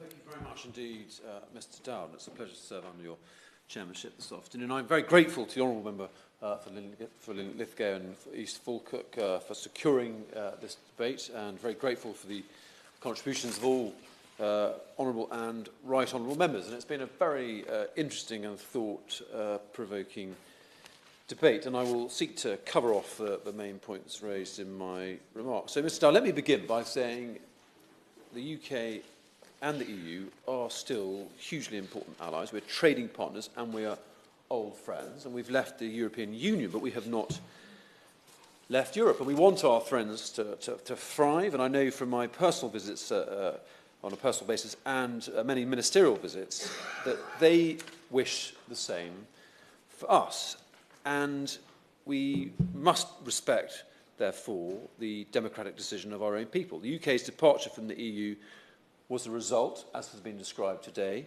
of a democratic choice by the people across the nation to restore our sovereignty. And I pay tribute to the very eloquent speech made by the honourable member for Gravesham. In 2015, the government was elected with a mandate to hold a referendum. In that referendum, the British public voted to leave the EU. And we must remember, Mr Dowell, that the government has since been re-elected twice with a very clear mandate to pass the necessary legislation to leave the EU and negotiate a trade agreement. And the resounding endorsement of that proposition in 2019 with a very significant majority is a case in point. Now, of course, Parliament approved the withdrawal agreement, the terms for the UK's withdrawal from the EU in January 2020 and the Trade and Cooperation Agreement thereafter in December of the same year. And the government's policies, therefore, on our new relationship with the EU are subject to robust parliamentary scrutiny. We have agreed arrangements with the European Scrutiny Committee, the European Affairs Committee and its subcommittee on the Protocol on Northern Ireland and Northern Ireland. We have regular and extensive correspondence with these committees, of which I'm personally familiar. And under the terms of the arrangement, ministers must regularly appear before them. Indeed, I appeared before the European Affairs Committee on 7th of March. And the Foreign Secretary will appear in front of the Northern Ireland Protocol Subcommittee on 10th of May. And of course, we're grateful for those committees for their ongoing scrutiny. Both the European Scrutiny Committee and the European Affairs Committee are currently holding inquiries into the new UK-EU relationship, to which the government has provided evidence that can be read online. And these inquiries will be published in due course. Now, for all of those reasons, Mr Dowd, the government really does not believe that it would be appropriate to hold an inquiry into the impact of Brexit. So let me just dwell on the theme of seizing the opportunities of Brexit, which has been a subject raised this afternoon. And of course, restoring our sovereignty was just the start of what the British public voted for in the referendum. Britain left the EU to do things differently and to make her own laws. But this was not just political theory. Our laws, our tax framework, and the way we spend our money all make a real difference to people's lives. And the government is committed to capitalising on the opportunities of Brexit, which is why it intends to end retained EU law as a legal category by December 2023. Now, this will make sure that the UK's rules and regulations best serve the interests of our country as a whole and support workers and businesses to build a thriving economy. I'm delighted to give way. He's talked there very passionately about parliamentary sovereignty, and he's raised the retained EU law bill. And whatever the whys and wherefores of how we thought the European Union listened to the UK public through its democratic processes, can he explain to us why transferring direct power over 5,000 areas of legislation, not to this place, but to ministers through the use of SIs or Henry VIII powers, as we might call them, is taking back control? Because I see the opposition to these measures from those who supported Brexit in the other place, from in this place. Yeah. And it doesn't look to me like it does what it said on the back of a bus. Well, the retained EU law bill will be yet another expression of our renewed democratic sovereignty. And her constituents should be reassured by that, because it is colleagues in this House who will decide which laws stand, which are absorbed, and which are repealed. And she should be reassured by this more direct expression of our democratic sovereignty. Now, Mr Dowd, a range, therefore, of major reforms are already underway, including to data protection, artificial intelligence and life sciences regimes. We are capitalising on our newfound freedoms outside of the EU to attract investment, drive innovation and boost growth. And we announced the Edinburgh reforms very recently to drive growth and competitiveness in the financial services sector. But of course, laws will not be abolished for the sake of it. We will not jeopardise our strong record on workers' rights, for example, which is among the best in the world. Neither will we roll back maternity rights or threaten the high environmental standards we maintain. Now, turning to trade, Mr Dowd, the Trade and Cooperation Agreement, the TCA, that was agreed in 2020 is worth, and it's worth remembering that this is the world's largest zero tariffs and zero quotas deal. This is the first time ever the EU has agreed access like this in a free trade agreement. And the TCA also guards the right of both the EU and the UK to determine their own policies while not regressing in ways that affect trade between the two sides. And the UK remains committed to being a global leader in these areas. As the Office for National Statistics has previously noted, there are a number of factors, of course, beyond Brexit that have influenced global trading patterns most recently, especially including the war in Ukraine, global economic forces, and continued strain on supply chains. But despite this, we must remember that the UK remains a very attractive place to invest and grow a business as a low-tax, high-skilled economy. And I'd be delighted to give way. When he stated yet again, you know, the pandemic, the war, but can he then explain why is it that we are languishing at the bottom of the league table of growing economies for developed countries behind Russia? All of those countries are facing the same thing, and yet we're at the bottom. Why could that possibly be? Well, she should take encouragement from the fact that if you look to FDI investment, for example, the foreign direct investment stock in the UK increased from $2.2 trillion in 2020 to $2.6 trillion in 2021. This is the highest foreign direct investment stock in Europe and second highest in the world, only behind the United States, and up from our ranking in 2020. So that's just one measure of the expression of confidence in the future. Now, of course, there have been headwinds, but taken in the round, the economic future is one of a terrific dynamism and confidence of the UK. And she should share that confidence. She should be confident in the future prospects of the British economy. And outside the EU, Mr. Dow, we are creating the best regulatory environment to drive economic growth and develop a competitive advantage in new and future technologies where terrific growth lies. From artificial intelligence and gene editing to the future of transport and data protection, we are building a pro-growth, high-standards framework that gives business the capacity and the confidence to innovate, invest and create jobs. And of course, I'll give way. The Minister's talking about innovation and future technologies. We will have heard members from all sides today raise concerns about the lack of funding that's now going to come from being outside of Horizon. And even if a new deal is agreed, that is going to be a significant period away. Does he think that the challenges being faced by our university sector will boost growth, innovation and investment, or reduce them? Well, I foresee a future where we have a very dynamic innovation sector, supported by the government, but working in partnership with our European friends. I won't give a running commentary on our negotiations with regard to the Horizon programme, but colleagues will know that negotiations are underway. And our approach is one of buoyant confidence about the benefits of future cooperation. That is all I'll say. But I hope my honourable friend shares my confidence. Now, Mr. Dow, we must also remember the Chancellor's work on financial services. To give another example, we'll see over 30 regulatory reforms unlock investment and turbocharge growth across the UK. A new approach to regulation will make meaningful change for the British public with faster access, for example, to new medical treatments. Delighted to give way. I thank the Minister for giving way. Referring to the confidence expressed in the business environment created by Brexit, it's been reported today that the number of UK chief executives quitting their jobs has more than doubled as bosses battle sluggish growth and a nightmare of EU red tape. The number of chief executives left their role jumped by 111%. Would the Minister agree that the business environment created by Brexit hasn't been entirely jubilant? Of course, there have been choppy waters in recent times.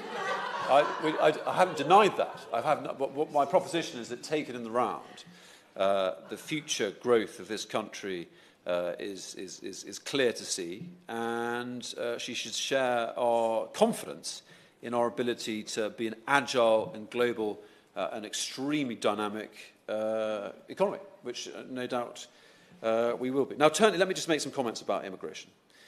Because, Mr. Dow, Brexit has also allowed us to move to a much fairer immigration system. The government has introduced a points-based system to attract top talent from around the world, while at the same time activating the enormous potential of the UK workforce. And this global points-based immigration system is focused on talent and skills, not where someone comes from. And it makes it easier for the brightest and best to live and work in the UK. And we've already introduced a comprehensive suite of new work routes, and we continue to welcome and retain thousands of valuable and talented workers, scientists, researchers, doctors, nurses, engineers, bricklayers and plumbers. Of course, the points-based system is attracting worldwide talent and skills, including from EU member states, and we're very grateful for it. Turning now to EU-UK cultural exchanges, of course, colleagues will agree that Brexit was never about the UK stepping away from our proud and historic role in Europe. We continue to support cultural exchanges between the UK and the EU, like the Turing Scheme, which allows UK educational organisations to fund life-changing experiences around the world. And we do everything we can to facilitate the high flow rate of school children in both directions into the future. Now, in terms of our relationship with the EU, the government is now fully focused on implementing the Trade and Cooperation Agreement and the newly agreed Windsor Framework. Both the withdrawal agreement and the TCA are functioning as intended. We now look forward to entering a new phase in our post-Brexit relationships in Europe. And as we set out in our recent refresh of the integrated review, the UK is committed to upholding the stability, security and prosperity of our continent and the Euro-Atlantic as a whole. And it's our ambition to build even stronger relationships with our European partners based on values, reciprocity and cooperation across our shared interests. And we will provide leadership where we are best placed to do so. We will continue to work very closely in areas of mutual benefit, as we have done so in our response to Ukraine. And we are much looking forward to hosting partners from across Europe, including EU member states, at the European Political Community meeting that we will host here in the UK in July 2024. So, Mr Dowd, allow me once again to thank all honourable and right honourable members for their contributions to this debate today. This government will continue to seize the benefits of Brexit, delivering on our manifesto commitments to the British people, and we will work closely with our European neighbours, both in the EU and beyond, to uphold our shared values of inclusion, freedom, prosperity and democracy. Thank you very much indeed. I thought that was bloody good. Mr Dowd, on behalf of the Petitions Committee, may I extend my gratitude for all the members who gave up their time to take part in today's debate. It has been a very lively and informed debate, albeit rather one-sided. However, I think it does emphasise the strength of feeling that there is, and there was a poll which was mentioned earlier in the debate by Omnisus, which suggests 59% of the public agree that there should be an inquiry. And why shouldn't there be an inquiry into what has been the largest constitutional change this country has seen in my lifetime, the biggest economic impact? Clearly it cries out for one. I said during the debate myself that Brexit has been an unmitigated disaster, and I've heard nothing today to change my mind from that. However, it is perhaps worth pointing out that the petitioner's call is for a public inquiry, not to immediately rejoin the European Union. Now, my personal view is I want to be back in Europe as quickly as possible.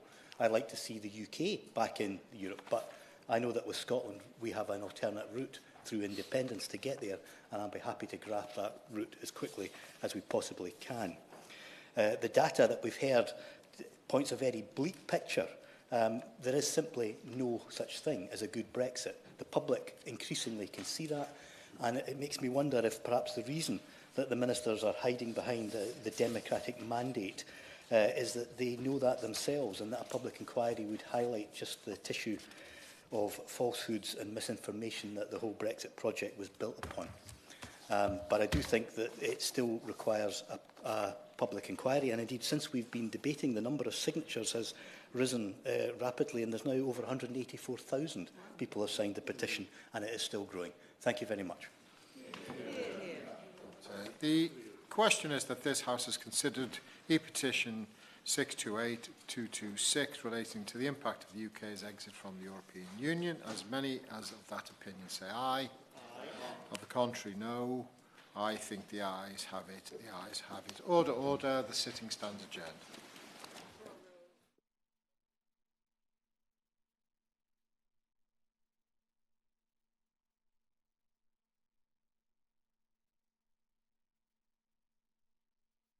proceeding has ended.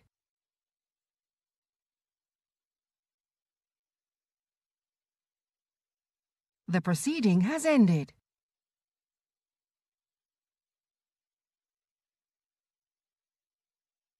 The proceeding has ended.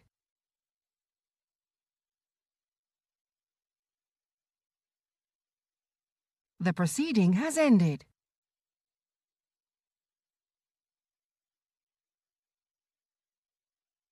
The proceeding has ended.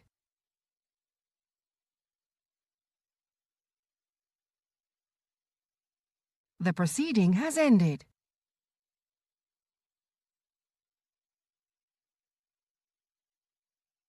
The proceeding has ended.